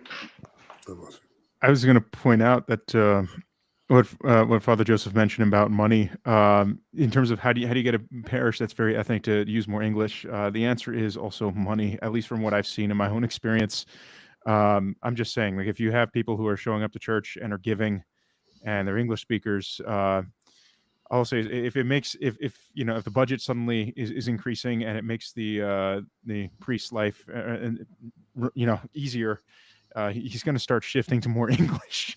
So Not saying that should be the reason, but I've seen that happen. Yeah. Go ahead. Go ahead. I was just going to say that, frankly, I'm always shocked that people who don't want English in America exist. I mean, I understand that, first off, the majority of people who do, in my opinion, keep the older liturgical languages is because they don't speak that much English. But there are people who often come in and they'll be like, well, I don't see why we have to use English, even though they speak perfect English. That to me is insane, and it kind of relates to those Latin Mass Catholics types. It's like, okay, you have some affection to hear an original, not understanding that language, like humanity, moves on and the church adapts with new languages, etc. Saint Innocent was famous for doing a number of translations from Slavonic into various native languages. There's nothing wrong with that, and I don't understand why people have an issue with it. Yeah, I think Orthodoxy being the vernacular of the people is part of the history of the church. I can understand if you have an incredibly ethnic Russian group and they still practice Church Slavonic. Okay. If we did eventually have a American Orthodox Church, then I would want it all to be in English because that's the vernacular of the people in this country. And again, it gives us more of an Orthodox identity. So thank you, John and An, for that super chat. Next one came in from Ziz Legacy, throws in another $10, and he's back and joined the stream. He says, okay, big spicy question. Should the Orthodox American endorse the 4th of July rebellion against monarchy? If you don't want to speak about this because it's too problematic, no problem. Enjoy the super chat, the little French guy. Well, we talked about this before, and Father Josiah Trenum has done videos addressing the 4th of July regarding this because it's popular discussion amongst Orthodox circles. And if I remember correctly, his point was that it is still worthy of celebration in regards to the construction of the American identity and what this country represents. We can also, as Orthodox, be more lenient towards monarchy being divinely inspired. But of course, as he highlights too, America is never going back to a monarchy, at least not in any time soon. So if you guys want to bat that one around, the 4th of July, I think to be Orthodox is to be patriotic. And I had another priest come on and we talked about patriotism and how that is a sort of veneration of our ancestors, our forefathers. And, my family was here before the revolution, and certainly they were all Protestant, but it forms my identity as an American, that entire thing, however I feel about monarchy being Orthodox as an Orthodox. But what are you guys' thoughts on that? You find that your real fathers, honestly, because patriotism, patria, it's loyalty to one's father. And as you mentioned before, those who are called founding fathers, they were not the founding fathers of the United States, the same way that those are called, libertadores in Colombia and Mexico. They were not liberators. The real founding fathers of the United States, those were at Plymouth Rock, those are at Jamestown, Philadelphia. Mm-hmm. Those are the men who actually, plowed the soil, built families, had family life, built, granted various Protestant churches and a few Catholic in Maryland. And, those are the real men who should be celebrated. So like if you're Puritans back, July 4th, those are celebrate the men who you're actually descended from. Right. Not necessarily Thomas Jefferson. You can recognize the role that he played in the formation and history of the United States, same way that I would recognize the role of Bolivar, even though he was a dictator, in the formation of Colombia, Venezuela, etc. But it's that's the thing. Like real patriotism, it's and this is something I know for me in my journey into Orthodoxy, is the discovery of like, wait a minute, who are the actual people who built the nation that I came out of, or the people that I came out of. And it's about honoring them, even in their, errors that they had, and not falling for, I'll say, public school narratives of, oh, these are the people who built the nation, when they weren't. Right. Yeah, I mean, it's worth noting that the Libertadores and the founding fathers were all Freemasons. Agreed. But that's not what the stock of the country was. Right. The people, and I get what you're saying there. One thing that I always bring up, because people ask, well, what tradition from Orthodoxy do Westerners in America have? I always bring up fish fries. And this sounds like a kind of a strange thing, but when you think about it, that is actually, if you look even in the early colonial period, people did fish on Fridays. And that's really kind of where the fish and chips took off. Fish and chips is a fasting dish. This is something to keep in mind, that there is a rich history there that can be drawn off of, that we don't have to abandon everything about our culture. And I mean, granted, depending on where you are, there may be more or less of that than you realize. But yeah, I'm not a big fan of the whole pretend you're not an American or pretend you're not from here. To me, it's counterproductive. Christ wants to save us where we are, not to transport us to a physical place, but to a place that's beyond where we are. Right. And just to summate what everybody was speaking, I mean, I see 4th of July as more what Jose was saying, as sort of a veneration of the men that came before, wherever you want to put that pinpoint in that historical lineage. And so no matter what I feel about monarchy as an Orthodox Christian, I mean, I still want to give some type of honor to all the men who have come before to found the country, and both good and bad. And I think that's part of patriotism, as I said, is to not be one of these naive patriots that doesn't see anything wrong or can't criticize the nation as a whole, or aspects like Masonic founding of some of the forefathers, stuff like that. I think true patriotism is being able to call a spade and also still appreciate the good that came with it. I agree completely. Yeah. Okay. Thank you. I totally relate to everything you said, and especially your take into patriotism. Patriotism is part of Orthodoxy, and by honoring your fathers and your ancestors, you're honoring the original of all life, which is God. And I really relate to that. So thank you for your comment. Well, thanks for the support, brother. Really appreciate it. Good question. Frankie D throws in another super chat, and he says this one for $10. Thank you so much, Frankie D, for the support today. He says, I'm going to finish the work of my relative Franco and make Spain into an Orthodox country while I restore the monarchy. And all serious, it's a laughy face. I have grown a lot being in the church. Much of the worldly problems fade as I engage in my own spiritual struggle. Yeah, that's a great point. And that's something we brought about with masculinity. And again, a lot of the Orthodox men and converts realizing many of the problems we're facing is to take on that spiritual responsibility as an Orthodox Christian and focus more and more what's in your control. That gives you agency in your life, because what's going to happen to the US dollar or the border or the next election cycle, we can't control that. And over obsessing about it, I think, is detrimental to your own spiritual health. Focusing more and more on what's in your control and your prayer life and what you're doing and how you're treating people, and if you're making the services on time, that's what we can focus on. That's what we can do. So I agree totally with Frankie D. As the more I've engaged in the church, the more worldly problems fade as a priority. Not that I don't recognize them or see what's going to potentially unfold in the future. And then last one, and I think we're going to be up to speed on super chats. Frankie D throws in another $5, and he says, character limit, but I want to be more clear, as I have learned that the problems are with me in my own room. I have concerned myself less with political matters and more with trying to face my sins and become a man. Can't change the world, but can change myself. Absolutely, Frankie D. I didn't even read your second super chat, but that's exactly my point as well. And I think that only makes us Orthodox American men become more masculine as we address our responsibilities, especially our spiritual ones. We mature. And I think so much of sometimes online Orthodoxy, of which I'm a part of, there's a overemphasis on things that are outside of our control, which is a form of, I would say, immaturity to some degree. Not that we don't talk about those things. Absolutely, we should address anything that's not consistent. But I agree with that. Thank you, Frankie D. Anything that was said you guys want to build upon? Yeah, I actually have to go. I gotta go. Okay. See ya. All right. God bless. Take care. Thanks for joining. Take care. No problem. God bless you. God bless. I wanted to build upon what was being said about, let's say, the founding of America and whether it's good to celebrate or not.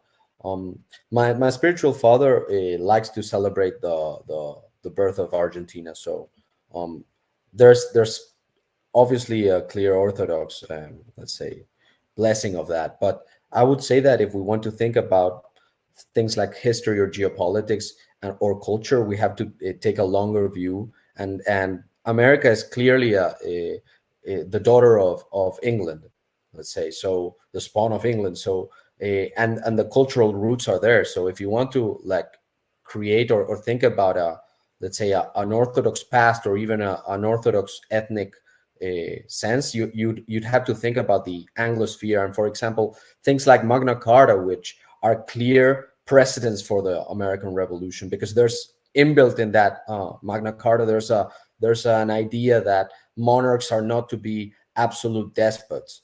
It's the idea that they need to rule with some semblance of consent. It doesn't mean like democracy or republics or any of those things, but traditional monarchy wasn't, let's say, a top-down imposition as much as it was a constant dialogue with subsidiarity, which meant that there were elements of democracy within those systems, and there were guilds, there were all sorts of, let's say, different parallel structures of authority.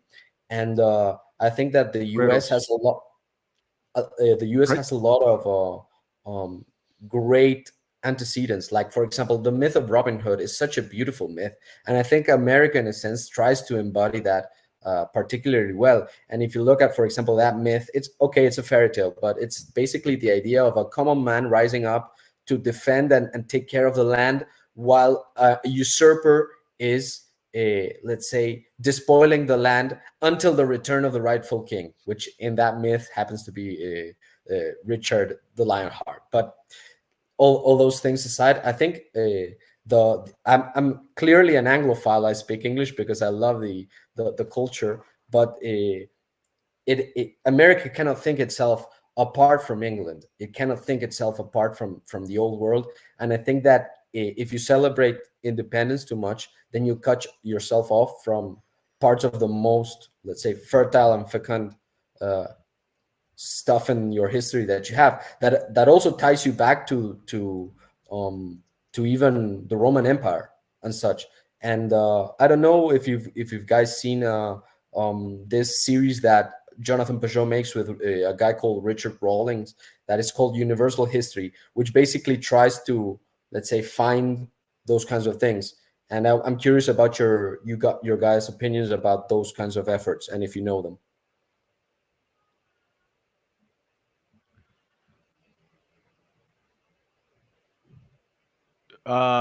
So clarify the question again. I'm sorry. Do you know? Have you seen Richard Rawlings and Jonathan Peugeot's Universal History series, where they deal with the mythic? I have not watched it. You know, it's very interesting for this topic. Okay, if it requires having watched it to answer, I have not watched any of that. I know who Richard Rawlings is just from. Didn't he do a stream with Paggio on some Germanic myths and stuff like that? Beowulf, I think. Well, it's part of that series. Okay, I didn't watch the series. I think I watched that one video. But what was the question? If you can phrase it in a way that we could participate, I'm not sure.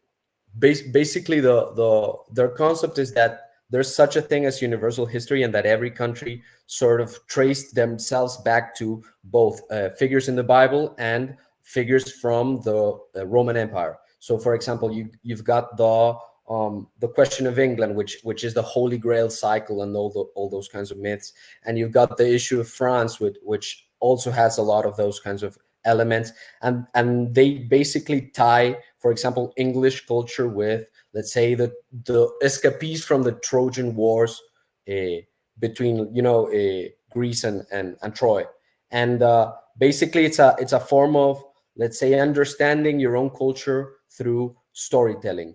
And their argument is that people from the Middle Ages basically thought themselves through the lens of those stories, and they tied their factual histories to those mythic histories somehow. And I didn't know if you guys were aware of it, but I think it's a very pertinent thing to engage with if we're trying to answer the question of what's the cultural character of Orthodoxy in America. Actually, I'll give something for that. I mean, in the sense of, like, if you want a mythic work where the whole purpose of it is to express a pre-Norman merry old England, that is Lord of the Rings. Like, that's what that work is. And of course, Tolkien, of course, didn't grasp that, if you go pre-Norman, it's, England was Orthodox. And that's part of why it was merry old England. But that's what Lord of the Rings is. And the fact is, deep in the longing of because no matter how, pro-republic, pro-democracy an American is, for some reason, in the deepest, darkest part of the heart of an Anglo-Saxon, you will find a love for, Lord of the Rings and Return of the King. There is a longing there for a king, for a rightful king to return. And I'll point out that the fact is, William the Bastard was not a rightful king per se. I mean, not to dig too deep into that history, but the reason why the way I think Americans are the way they are is because of the history of the Norman Conquest. And, it's because, so like William the Bastard, it was the Pope who blessed his, so tying it to what Father Joseph said about how you could look specifically at a specific council in 1080, and that's when Orthodoxy in Spain was essentially extinguished. You can do the same thing with the English, and it was the conquest of William the Bastard becoming William the Conqueror. So I've actually read the papal letter where he blessed. He told William the Bastard, I'll recognize your claim to the throne if you bring the synods or the churches of England, of Wales, of Scotland, and Ireland underneath my authority, because it wasn't just the patriarchates in the East that had struck the Pope from the diptychs. Frankly, the English, Welsh, Scottish, and Irish churches had also struck, we're not recognizing the Pope for him being in error. And so you have this interesting issue I've talked with some Orthodox about that, the state of the Irish church, because the English, Welsh, and Scottish churches were quickly subsumed by William the Conqueror and his descendants. Ireland fell after 4 Anglo-Norman crusades to bring the Irish church to heel, and the essentially destroyed the work that St. Patrick was doing or had set up and developed. And I label those as the Forgotten Crusades. But that's the origin. I think I tie the animosity that Americans have to the concept of monarchy. I actually tie it to that imposition of the destruction of what was the Orthodox Anglo-Saxon and Orthodox Welsh, Scottish, Irish systems that functioned prior to the Normans, and the Norman Roman Catholicness that was forced at the end of a sword. And just to go into this, because this relates to that's a really good point. What somebody mentioned the Vargarian Guard, because this ties to this. Yeah. So there was Ivan did. Yes. So tying it to what Ivan did about the Vargarian Guard and Englishness, and what does it mean to be English and Anglo-Saxon. So a bunch of Anglo-Saxons, peasants to nobility, when their last canonical priest died and they had no access to the sacraments, they sold everything they had. Like the wealthy ones sold everything they had, including their lands and territories. They hired a bunch of ships, Icelanders actually, to take them to Constantinople. And this shows up in the Icelandic sagas because they hired Icelanders to take them, and it shows up in the Frankish chronicles as well, and it shows up in the history of the Byzantine Empire. So they show up at the Byzantine Empire. Along the way, they picked up a bunch of Hungarian clergy who concluded that the East was correct, and so went with them. And when they came for the emperor, I forget which emperor it was, but he gave them the territory around the Sea of Azov, which became New England and was named New England. And even in the Portuguese trade maps that you can see as late as, even at the fall of Constantinople, you see Nova Scotia, New Sussex, you see New London, you see all these Anglo-Saxon towns and cities that they built there. The one that became the biggest was New Sussex, which today is Novorossiysk. But those English who went there, many of them served in the Vargarian Guard. The Vargarian Guard was made up of not just of Vikings, former Vikings as they call it, but there was actually a bunch of Anglo-Saxon and Scandinavians who came to the Roman Empire because of the faith and served the emperor in that capacity in the Vargarian Guard. And it's just a fascinating story because, like, those medieval English, they survived past the fall of Constantinople. Yep. They survived the yoke of the Tartars, and eventually the Russians show up, and they're like, do you want to join us up with us? And they're like, yes, please. Better than the Muslim yoke. And they were the Russians there in via intermarriage, so it was a form of mestizaje. So if you go to Novorossiysk, all the territories around the Sea of Azov, and you hear, because of the war, conflict that's gone in Ukraine, a lot of those like the lands there in the Sea of Azov, like the Slavic population there, have a substantial amount of Anglo-Saxon DNA in them. So it's just a fascinating thing of like, well, what would an Orthodox, New England look like? You can actually look at an Orthodox New England. Granted, there's not much written on it, but it did exist in the history. It was part of the Eastern Roman Empire, and eventually it was absorbed and became part of Russia. And of course, today their descendants, speak Russian, but as late as the 1450s, they were still speaking Anglo-Saxon Old English. So, right. And for anybody listening, again, the Varangian Guard came under Basil II, the Bulgar Slayer, and as Jose was saying, mostly Nordic and Anglo-Saxon men of great renown, fighting skills, and they, again, from the 10th to the 14th century, and then even outlived again the fall of Constantinople. So, very interesting history there. And that is certainly one thing in regards to Anglo-Saxon history, is they have been great warriors throughout history, even during the Crusades. That's just a fact. And there is a tie to Russia there, so it's not like if you're Anglo-Saxon stock American and you're going to a Rokor parish. Granted, there's certain last names, but that's how you can know whether or not the individual's descended from Scots or from English through their paternal line. But yeah, it's not like, the fact is, like, your ancestors, a bunch of your ancestors, well, they weren't, their descendants are in Russia, but a bunch of your own people post-Norman invasion went to what is now Russia, in order to preserve and maintain the faith of their fathers. So it's totally doable. And the thing is, like, it also relates to, like, there are people who ask, like, should we move to Russia? Should we move to Georgia? I know people who consider this, here. And the attitude, I tried to leave, I actually tried to move back to South America, but that failed 3 times in a row. And my spiritual father told me to stop trying to make it happen. God's already given you an answer. I took the message. I'm supposed to stay where I'm at. But, like, my attitude is, like, okay, I've kind of more or less accepted I'm stuck exactly where I am, and I'm not leaving unless, like, those Anglo-Saxons, or there was a Saint, Saint Peter the Galician, who was a saint my wife told me his life story about, who, the same deal, he migrated only when he had no access to the sacraments. That was when he's like, okay, I have to move because, I need to have access to the Eucharist, etc. So, like, so for me, that's the bar where I'm at in terms of, like, what would it take me to move? Like, all right, I need to be able to baptize my kids for any more that are born. I need to be able to access the sacraments for them and for my wife and I. So that's the line I'm drawing, similar to what those Anglo-Saxons did in 11th century England. Right. Well, and Father Josiah Trenum, he did a whole video, I forget if it was a couple years ago or last year, about how Orthodox don't run.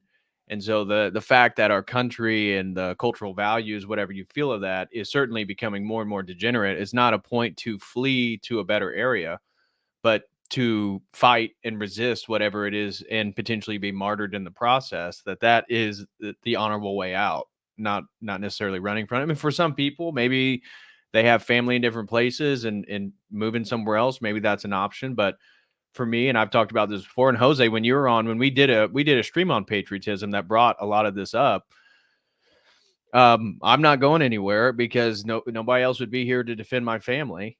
And that includes my extended family and the family I hope to build with my fiance. So my providence is to be here and to resist whatever's coming. But Ivan, if you don't have anything, I have another potential comment that could catalyze into another conversation. Is in regards to American Orthodoxy. I was going to ask you guys, what do you think are some potential detriments or obstacles to overcome? Because one obviously is the historicity, but some people believe that potentially the West will be a preservation of true Orthodoxy. Obviously, we have Russia and places like that, but pointing out those that run the communist yoke are certainly reviving their faith in a very traditional way right now. And in a way, that's happening in the West, where some people have been comparing it to Greece, which has not had that communist yoke. They certainly had Ottoman, but they seem to not be defending themselves to the same degree as some of the Slavic groups, i.e. the Serbians and the Russians. And maybe the Western context, because we're fleeing the degeneracy of our country, that maybe this will be a preservation. Some people think that maybe it's going to be subverted, but I'm curious what your guys' thoughts are on that potential topic. If you see it as the West going to be able to be a bastion of traditional Orthodoxy into the future, or that our degeneracy and the culture is going to seep in and it's going to get washed away. I have no idea, man. I wish you the best, and I think that if there is anything that I take from what was said, thank you, Jose, for the wonderful exposition. But I think that Protestantism still has like a small glimmer of hope, like I at don't least think from so. I think it's dead. I think it's It's dead. no, And no, it's gonna no.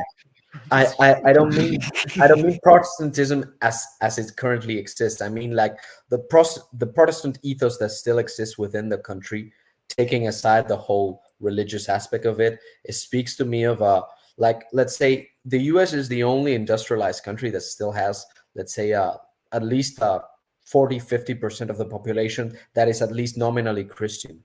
That is a very stark difference with the rest of, let's say, the developed world, at least in terms of statistics.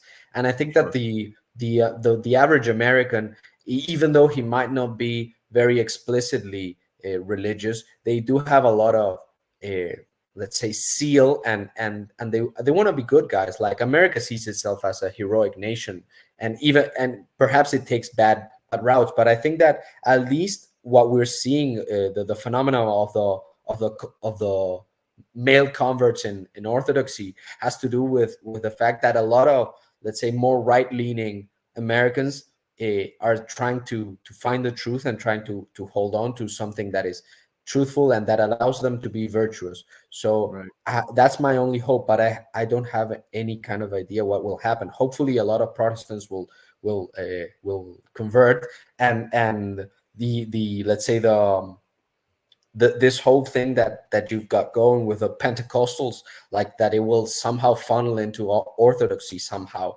without the more pernicious aspects of it. But as far as I see it, it depends. It depends on on what the people do.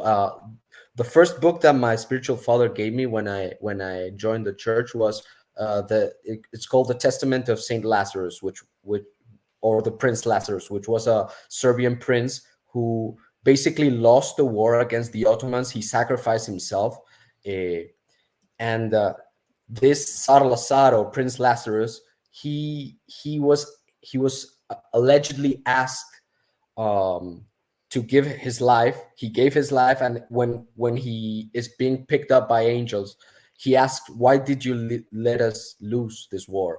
And basically, the angels tell him, "Look, your aristocracy was completely corrupt. So now God has given your people unto the Ottoman yoke, so that you learn to repent." So hopefully, you guys repent before it's too late. But I don't know. I have no idea. Yeah. It's the same reason why Russia went under the Soviet yoke.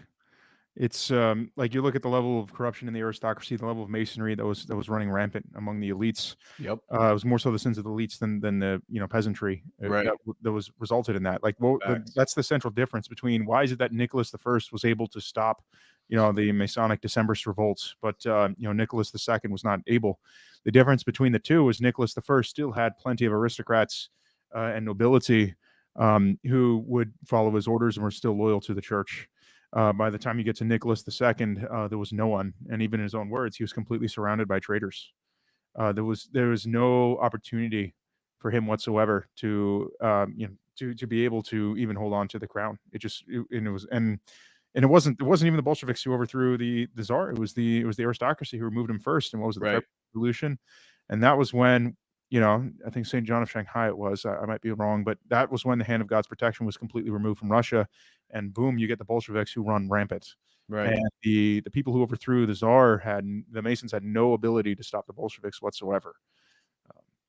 Well, and that's I totally agree with that. And so my general opinion on the comment is I am optimistic about Orthodoxy in America moving forward because of the oppressive force. The way that I've looked at Orthodox history, it's like when times get worse, the church usually gets better.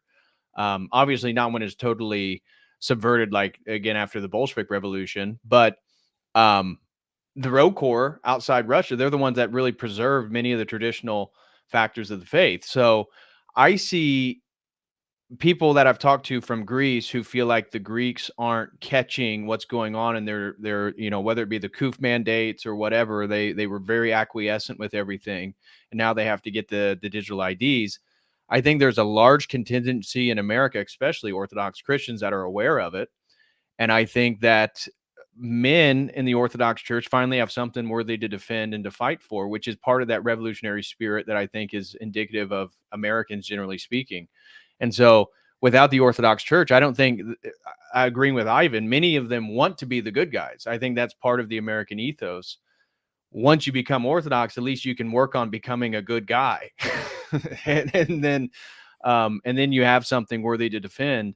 So I think that Orthodoxy is going to continue to grow in America. And I think that there will be subversive elements. We already see Fordham University. We see the attacks on the Russian church in America as Putin sympathizers.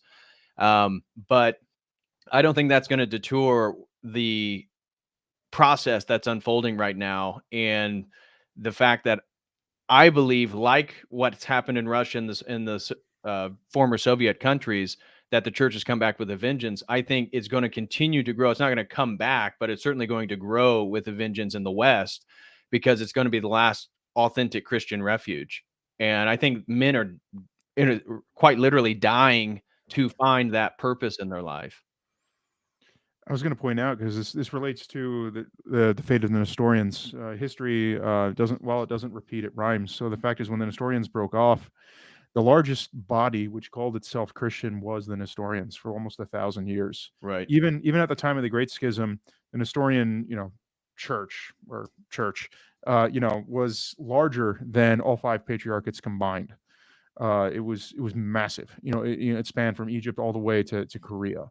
And even in, I think it was 1440, it was just huge. It was still huge. And then by 1460, you had fewer than 500,000. It just collapsed. It did not make it to the 1,000-year mark. And it has been, the Nestorian body has just been a tiny, tiny fraction of what it used to be. And it's fascinating because the collapse just happened in a decade, when their numbers just dropped.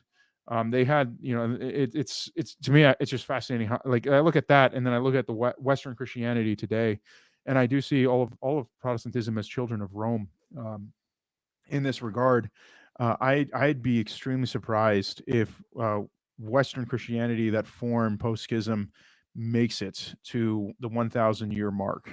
I mean, I know it's only 30 years away, but I'd be surprised if they made it to the 1,000-year mark with more than 10 million. Yeah, I agree.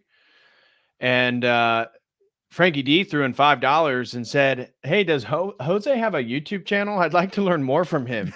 Maybe if we can both make it to Montana, I can get your email." I don't have a YouTube channel, but I am a rotating host for a podcast on BitChute, but it's meant to be discovered, not to be revealed. So we appreciate your appearances over here on Church of the Eternal Logos and hitting the open panels.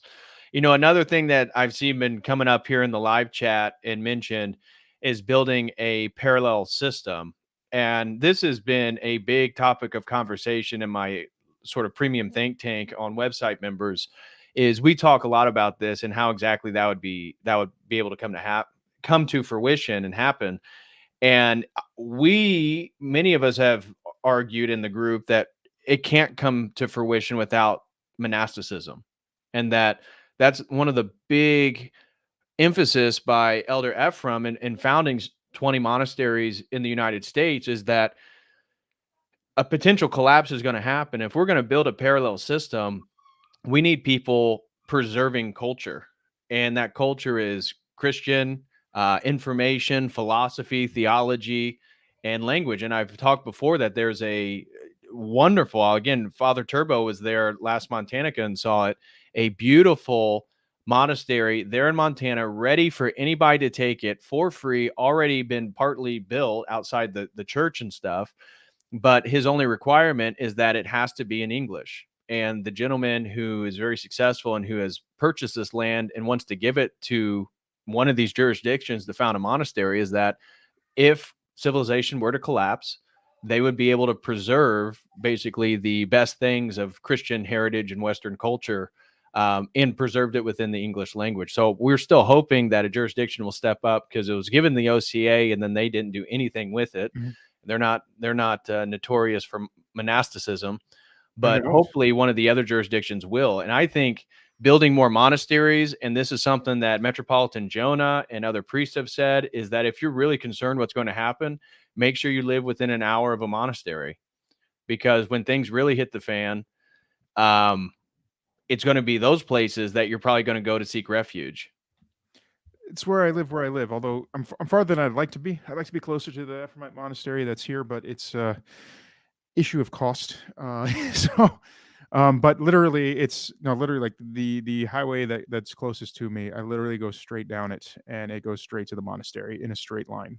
It's and it's Texas, so I mean, granted, it's hilly, so it's going up and down, but with the hills. But it's literally a straight line away, and I love that.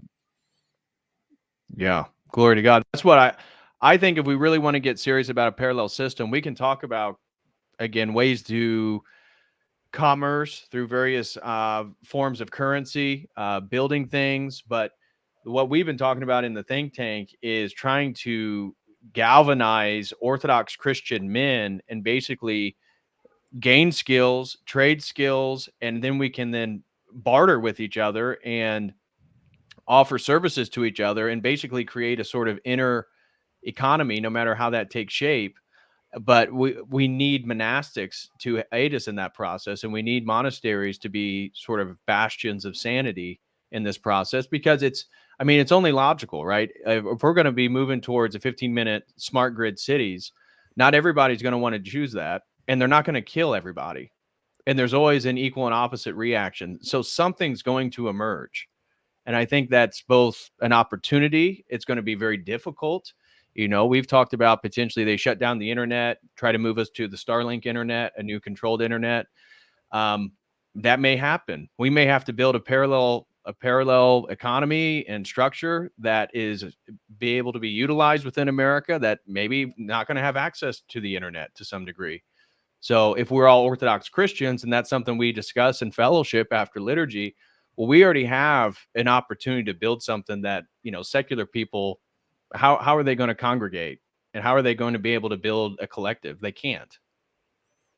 Yeah, you have the monasteries for preserving the faith and preserving culture, and you already have a parallel system of governance. That's what the diocesan system is. I mean, the church governed itself when it was persecuted by the Romans. It had its own system of governance, and it can result in the formation of throne and altar. Altar always comes before throne. In the case of Russia, it was literally the jurisdictions, the bishoprics literally formed and determined the borders of what would become Russia. So it's that's when they finally got their own czar, etc. So it's like you don't have to worry about, well, what would an alternative system of governance work? Like that'll come in time naturally, as long as people are like living the faith and pursuing family life and in monasticism hand in hand. That's not something that I'd be worried about. Well, on that point, which is something I am worried about, and I'm sorry I am worried about. I shouldn't be, probably, but I love what you said, DPH, about the let's say more Benedict option of creating a parallel economy. But what I think is perhaps more easy to do is that we Orthodox have to start giving preference to Orthodox people, which is what every kind of ethnicity has ever done to survive, like when they're being attacked from the outside. So like we should try to strive to make businesses or like, let's say, give more concessions to Orthodox people and give them more opportunities, because that's the way the faith works. And if not, if we only meet, let's say, at church, but we don't socialize, we don't marry, we don't have economic ties with each other, then we're not a community. And I don't know. I think it's a very romantic ideal to let's separate, and it also has probably a lot of biblical basis, because like Revelation speaks about the people going to the hills to be saved from the apocalypse.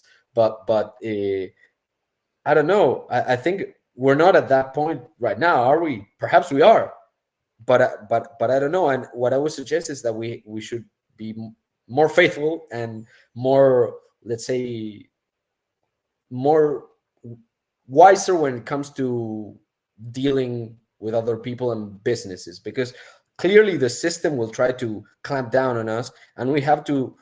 The reason why what you're saying makes a lot of sense is because, like, for example, we cannot trust digital currency. For example, we cannot trust banks. We cannot trust a lot of instruments that will be used against us if we try to, let's say, do it in a more kind of libertarian way of like only dealing with the people we want to deal, or a more classical liberal way of fighting back. But I don't know what you guys think about that. If it's feasible, if we can have the tools, because going to the hills, at least for me, feels like a dreadful alternative. I don't like nature that much, and I'm by trade a journalist. So what I could be doing on a, perhaps I should have goats. I don't know. I have no idea, but it feels like very foreign to me. Well, I would say that, and this is going to lead into the topic about where exactly is the line of sin. Again, microchips, digital IDs, digital currency. Like, are you a sinful Orthodox Christian if you go ahead and get your digital ID and you use a CBDC? We'll talk about that in just a second. But in regards to the point that Ivan was making, is we already have attempts to start building Orthodox directories where people who own businesses, say you're a plumber, that maybe you're in upstate New York, and we can go online and have an Orthodox directory. And then if you're an Orthodox Christian, you go to the website and be like, hey, I need a plumber. Oh, there actually is one in my area. Now I can hire him. And so we hope to be able to do that. And there's attempts already to do that here in the United States. The point about monasticism and a potential grid attack, if the electric grid goes down, it doesn't matter if you're in the city or you're in the hills, it's going to be the same style of life. And so it's whether if you're prepared or not. But the point is, the people who don't, again, that's where do you draw the line? If you draw the line at a digital ID and a CBDC, well, then you're going to have to go to the hills earlier than somebody else. And we were talking about this in the think tank this past Wednesday, is where are people's lines? Because, for example, you could be a good, faithful Orthodox Christian. You could have 5 children, your family's Orthodox, and you own your own plumbing business. Is it sinful for you to have a digital ID and get paid in digital CBDCs, and you're still basically, your day-to-day life is the same thing? It's just now you're on the system of control, which we all know about, but you're not going to get the jibby jab. You're not going to get anything put in your body. And then once that line, because I think our consensus in the group was anything that inserts the body is a line that we would believe is potential sin. Obviously, God, you can repent and God can forgive everybody. But where do you draw that line? Other people are going to say, no, I'm not getting a digital ID. I'm never going to use a CBDC.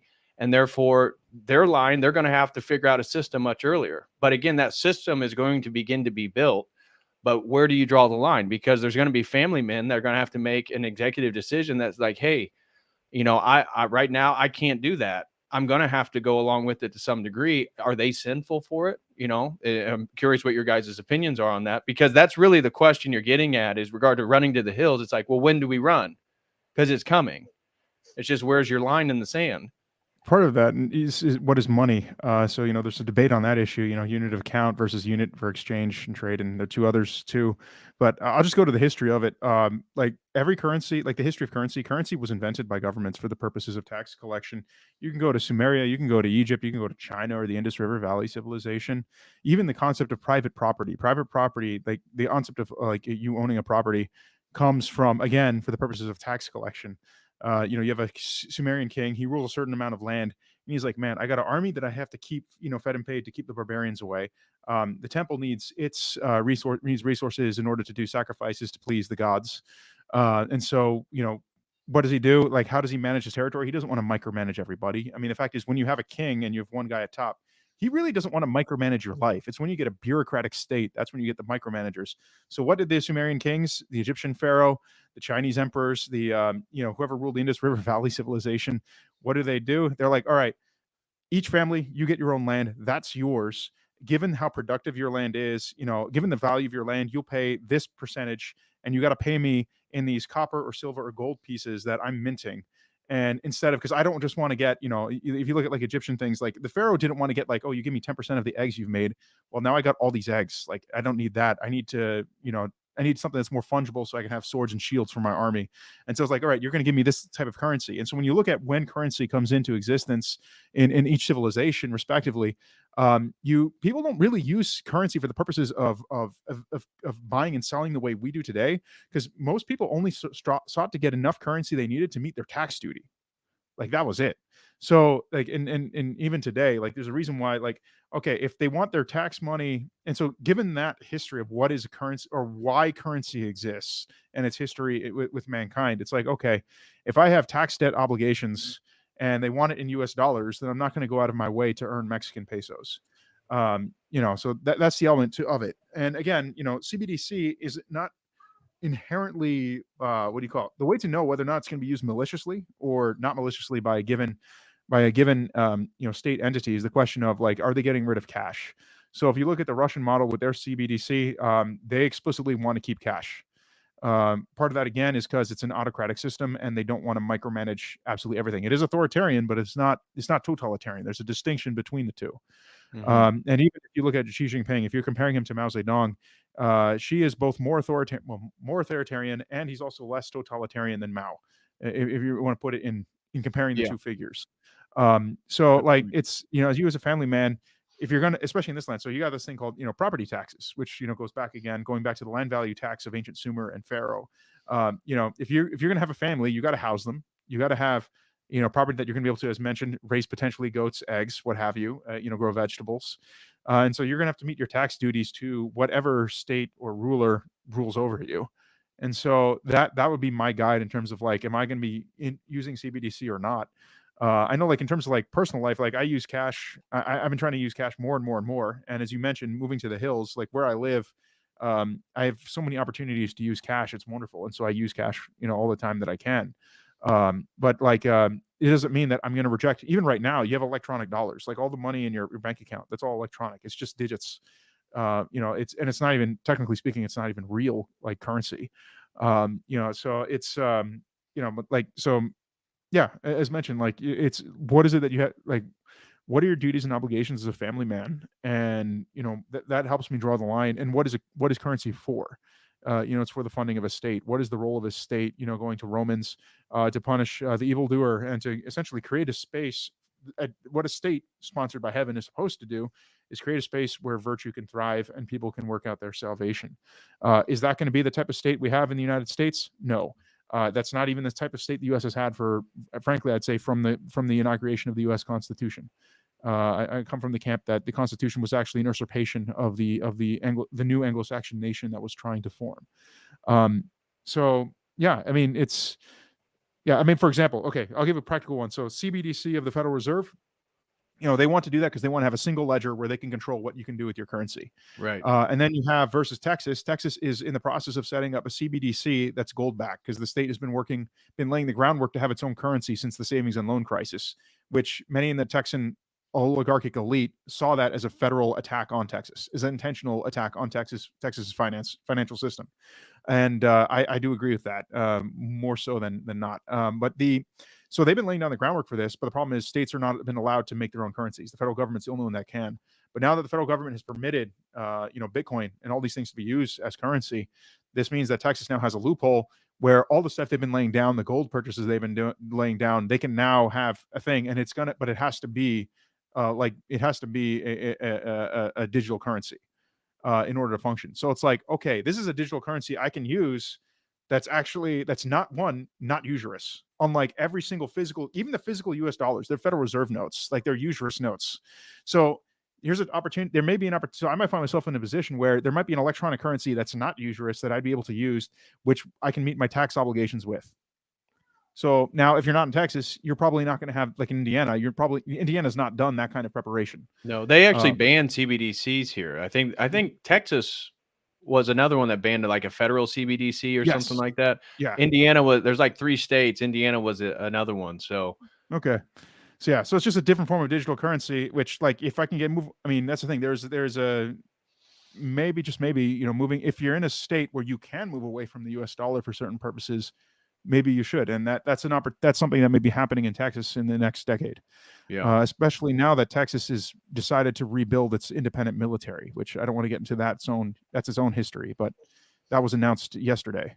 They're Right. expanding the recruiting for the Texas Military Department and the Texas State Guard, which only swears fealty to the state of Texas, and they serve the governor, not and they under U.S. code and the U.S. Constitution, they cannot be federalized like how the National Guard can.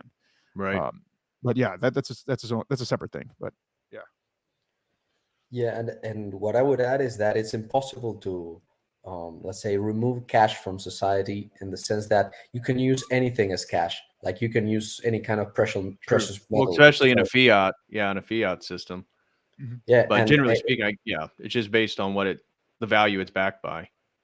Yeah. So, and I would say that it's not befitting us to start telling people they're sinners because they're using digital currency or not. Because if you use a bank, if you ever like use any of that kind of money digitally, you're already using digital money because your money in your bank account and your transfers is already digital.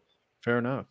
I was going to point out another thing that came up in our think tank was the exchanges with various cryptos right now, and not whether or not Bitcoin goes up in value, which seems very likely, but how exactly you'll be able to utilize the cryptos if they begin to ban certain exchanges and prevent you from, turning into some type of fiat currency, or the currency, maybe they mandate you to pay your taxes with a Fed Reserve CBDC, and they don't prevent you from taking, your Bitcoin or whatever crypto savings you have to, transfer it into or exchange it into that currency. So I think that's a real problem moving forward. And along with, let's say Texas does do a gold-backed CBDC, is the internet itself and access to the internet, because all these things being electronic are going to be dependent upon the grid.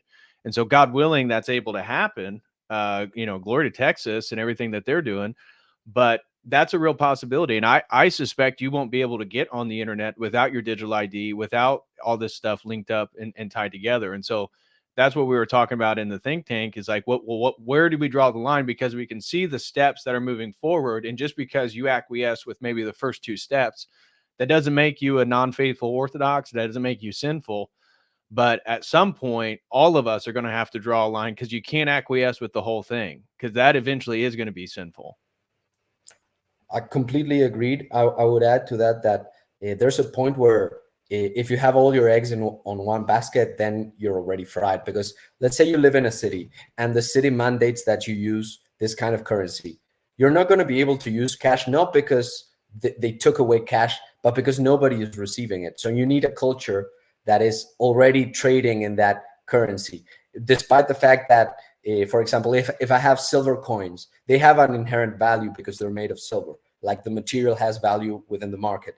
But if nobody within my community is willing to accept them as payment, then that would create a problem. So in terms of what would interest Orthodoxy would be to have a social bond strong enough that those kinds of trades could happen, like that you could have cash despite the mandates not to have it. This is the other thing too, to take into account. The idea that before currency people just bartered is false. Like you actually look at tribal societies, they don't trade. Like they don't do tit for tat. Like it's everyone taking care of their tribe, and mainly it's because you look at tribal societies, they're living in a way of life where if you don't work together, you will all die. Right. It's very fascinating. I forget the guy's name. He wrote a book called Ship of Fools, and no, it's not Tucker Carlson's. It was a book on. He's Christian, but I think he was Protestant. But he was an anthropologist who had studied two different tribes, like one in Papua New Guinea and one that was actually Christian, like Coptic, but Christian in Ethiopia. And the Ethiopian tribe was fascinating because they you have the guys who were dedicated to making clothes. You had guys who were dedicated to doing different trades and everything. And what he observed in them was they didn't like barter with each other. It was like, and this is a pretty sizable tribe. They just functioned without currency. Like the humans, they operated as an extended family. And that's essentially in a situation where, where you get that, where you can't do exchange. You want to be living in a place where you have that kind of bonding. And that's something that has to be built from the ground up. And that takes time. And hopefully it'll be oriented around monasteries, around parishes. The only problem in that sense is if, obtaining currency for the purposes of tax obligations. Right. Things get interesting at that point. But of course, at that point, if they're just going to arrest everyone for not paying their taxes, all I'll point out is there are huge swaths of counties throughout the Southwest where most stuff isn't reported to the IRS. And I'll just say, like, I've visually seen it. And the thing is, it's just so rampant, they can't afford to throw everyone in prison. Right. And I wouldn't be surprised if again, a parallel system emerged and a small minority, let's say only 30 to 20% of America is not on, let's say, the grid, and they can't arrest everybody and they can't kill everybody, that maybe they can't collect taxes from those people. But maybe they're going to miss out on a lot of other societal benefits that we're so grown accustomed to right now that we don't realize. So maybe you're not going to have access to most medical facilities, but at the same time, you won't have to pay your taxes. Again, who knows? This is all just random speculation. We don't know how the future is going to fall together, but that's certainly a possibility. Just get ready for poverty. Yeah, that's really it. Get ready for poverty. Yeah, don't embrace too much asceticism that you kill yourself. But you can always, you can start small. You can start with cold showers. It's just take it one step at a time. I'm not saying, and that's the other part too. Like if you're talking about like larger strategy, you can ask yourself, because you mentioned about cash flow within your own community, prioritizing doing business with your own community. Take a look at your balance of payments. Where are you sending your money, your currency? Like, are you take all the amount you're using to service debts from auto loans, student loans, mortgages, etc. All that's going to New York City and Wall Street, like all of it. Right. And I work at a fintech company. I'm blessed, as mentioned before. Like the owners are Orthodox and they're devout. Like one of them is very devout, and it's awesome. It's a huge blessing to be able to work with Orthodox people. And what's cool about it is, it is fintech, so I'm very familiar with the vulnerabilities. Like honestly, any society that goes no cash, strict CBDC, fintech, you can't air gap it because everyone has to be able to access their money. So it is the most insecure thing you could possibly. It is always the most insecure stuff that you can possibly build.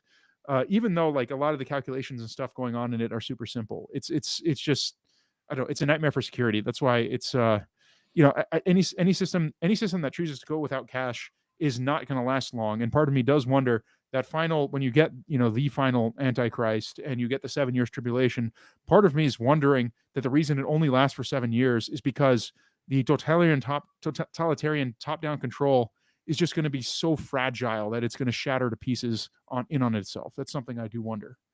I speculated that as well. Frankie D threw in $5. Thank you so much, Frankie D, for all your support today. He said, I think right now especially there is a pool of truther types who are seeking after truth. Eventually they will find him.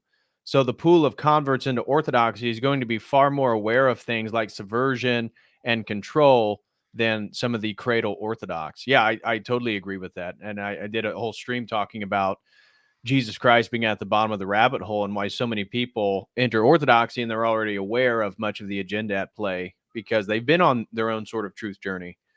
But you guys got any thoughts on that? I mean, we can begin to wrap things up. We're already 2.5 hours in, but any final thoughts or anything that was mentioned, feel free. I'm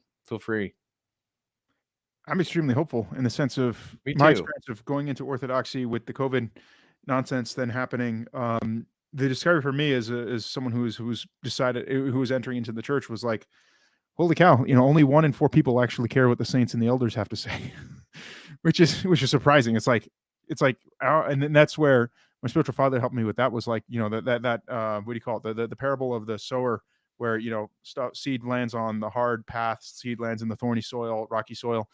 Christ was not talking about throwing seed among the world. He's throwing seed in his own church. Like that's what he's describing. So like knowing it was like, at least in my experience, was like 1 in 4, in 2020. And then we see all these converts coming in, especially, for the parishes that stayed open, like just the swash, they care, like they care, and they want to teach that to their children. They care what the saints have to say. So I'm extremely hopeful. And that even with God's judgment that is falling, in the process of falling, that started with, the voluntary judgment that one could participate or not in what was happening in 2020, into what's coming in terms of not just the border crisis, but what is de facto World War III.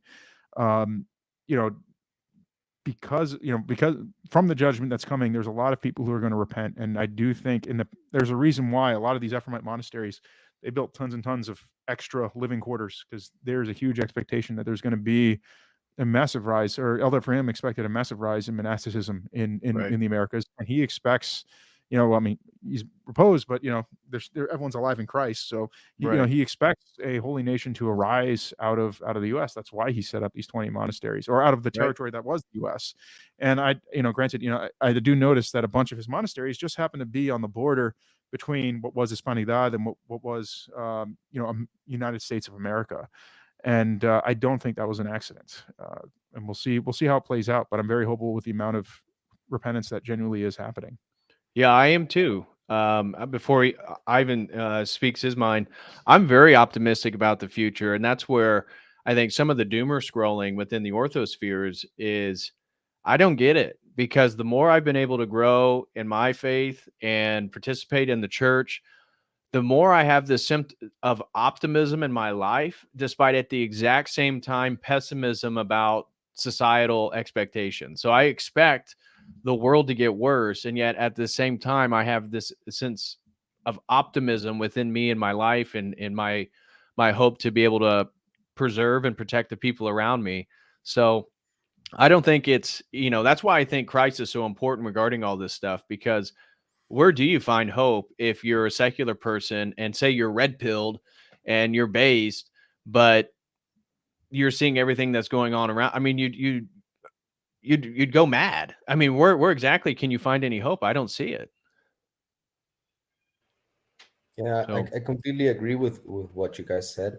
I think I take a more middle road position, in the sense that while I do think, perhaps it's because of my own lack of faith, but I do think that the only way out of it is faith. And like we're only meant to take as much like heavenly manna as we can carry for the day. So we're not privy to the problems of tomorrow and such. And that if it's my lack of faith right now has to do with the fact that I see at least the parish where I go to here in Spain, which is mostly Russian. And although most of the people do speak Spanish, the liturgy is still in Russian, and they don't care to change. And it's very ethnophiletistic. So they are trying to preserve their Russian identity instead of, let's say, expanding Orthodoxy within Spain. And that's something that troubles me. But and I also see the let's say the lack of faith in others. But perhaps I'm looking at it with the wrong lens. Perhaps I'm so let's say sinful myself that I'm trying to expect more holiness or more devotion from others without the proper knowledge of the situation. And that's the only reason why I would have any kind of reservation. But I do have hope. And ultimately, if my pride subsides, then I will be able to bow completely to God in a real sense, not in a merely, let's say, philosophical sense. Because I completely agree with the Orthodox theology. The only difference is that I see my own heart perhaps not living that metaphysics organically, because my own faith wavers. And I hope that we become stronger in our faith, and that we are able to go through these tribulations in a way that strengthens us. So, in going back to the topic of the real or the true character of Orthodoxy within the U.S., I think it has to do with a certain, let's say, steadfastness against, let's say, tyranny that is not inherently bad. Like the prophet David, like he didn't go to Saul's court when Saul called him, because he knew he would be killed. So there's a way to be a rebel without being a revolutionary, in a sense, or a revolutionary without being, let's say, against authority or something like that. And I hope things go well. And I have very little to say else. I don't know what's going to happen. Be like Robin Hood. Be loyal to the true king. Exactly. Amen to that. Man, so much support from Frankie D today. Thank you so much, bro. He throws in another $5 super chat and says, God strengthen you, Ivan. I am going to add you to my prayer list. I will add Miguel as well. DPH is already on it. God bless you, friends. Well, thank you so much, Frankie D, and thank you so much for all the support. Really appreciate you, brother. So major shout out to Frankie D for today's stream. Also, AC renewed his membership, and he was talking about this earlier. That book is great and should be put in context with another book, Cracker Culture. And so I have it pulled up, Jose, on Jack Henson's One Man War. I'm going to purchase that. I've never read that book, but AC apparently has read it, and he wanted to give a shout out to you that said it's a great book. Are you familiar with Cracker Culture? I am. I haven't read it though. I'll put it on the list. The thing is, right now it's what do you call it? Money's tight. Even though we've moved to a place where cost of living is a lot lower, we're trying to really get into a home by a certain date, and we're trying to do it without debt. That's the whole part of balance of payments. I'm trying to do things. I mean, God's been gracious in that. I've been able to put myself in a spot where I'm not sending money to Wall Street, and I would like to keep that going. And there is an actual path that's feasible towards doing that in my case. And it's not a path I recommend. Like people, again, this is the issue of don't take on more asceticism than you can chew. Like if you really do, like given your location where you're at, if you have a means to obtain, if you see like a feasible means, like you generally have a feasible means to obtain a home without debt, go for it. I'm not going to tell people to, that's how everyone should do it. Just because, home ownership, unfortunately, in the United States history, home ownership is one of the most, what's the word I'm looking for? Like corrupted things, unfortunately, in terms of, pricing and how that market works in the US. But, yeah, it's, anyway, that's the point. That's why I'm not buying as many books as I'd like to, but yeah. Absolutely. Well, I'm inspired by what you and your family are doing. I'm trying to do my best to get out of my predicament. Obviously, student loans is going to be a massive shackle that it's going to take years to try to break from unless the grace of God blesses me in some way. So, but I'm still optimistic despite my servitude and indentured servitude to the U.S. government. I'm still optimistic because my faith is in Christ. I'm in the Orthodox Church, and I'm going to do everything in my power to resist whatever's going to come. And so we'll see where things fall. But I'm optimistic. So I want to thank you guys again for coming on. Thank you to all the supporters again. AC, Eldad, Frankie D, Ziz Legacy, our French friend. God bless you, brother. GBTWC and Merfolk Enjoyers. So thank you all so much for the support. I will be back tomorrow night.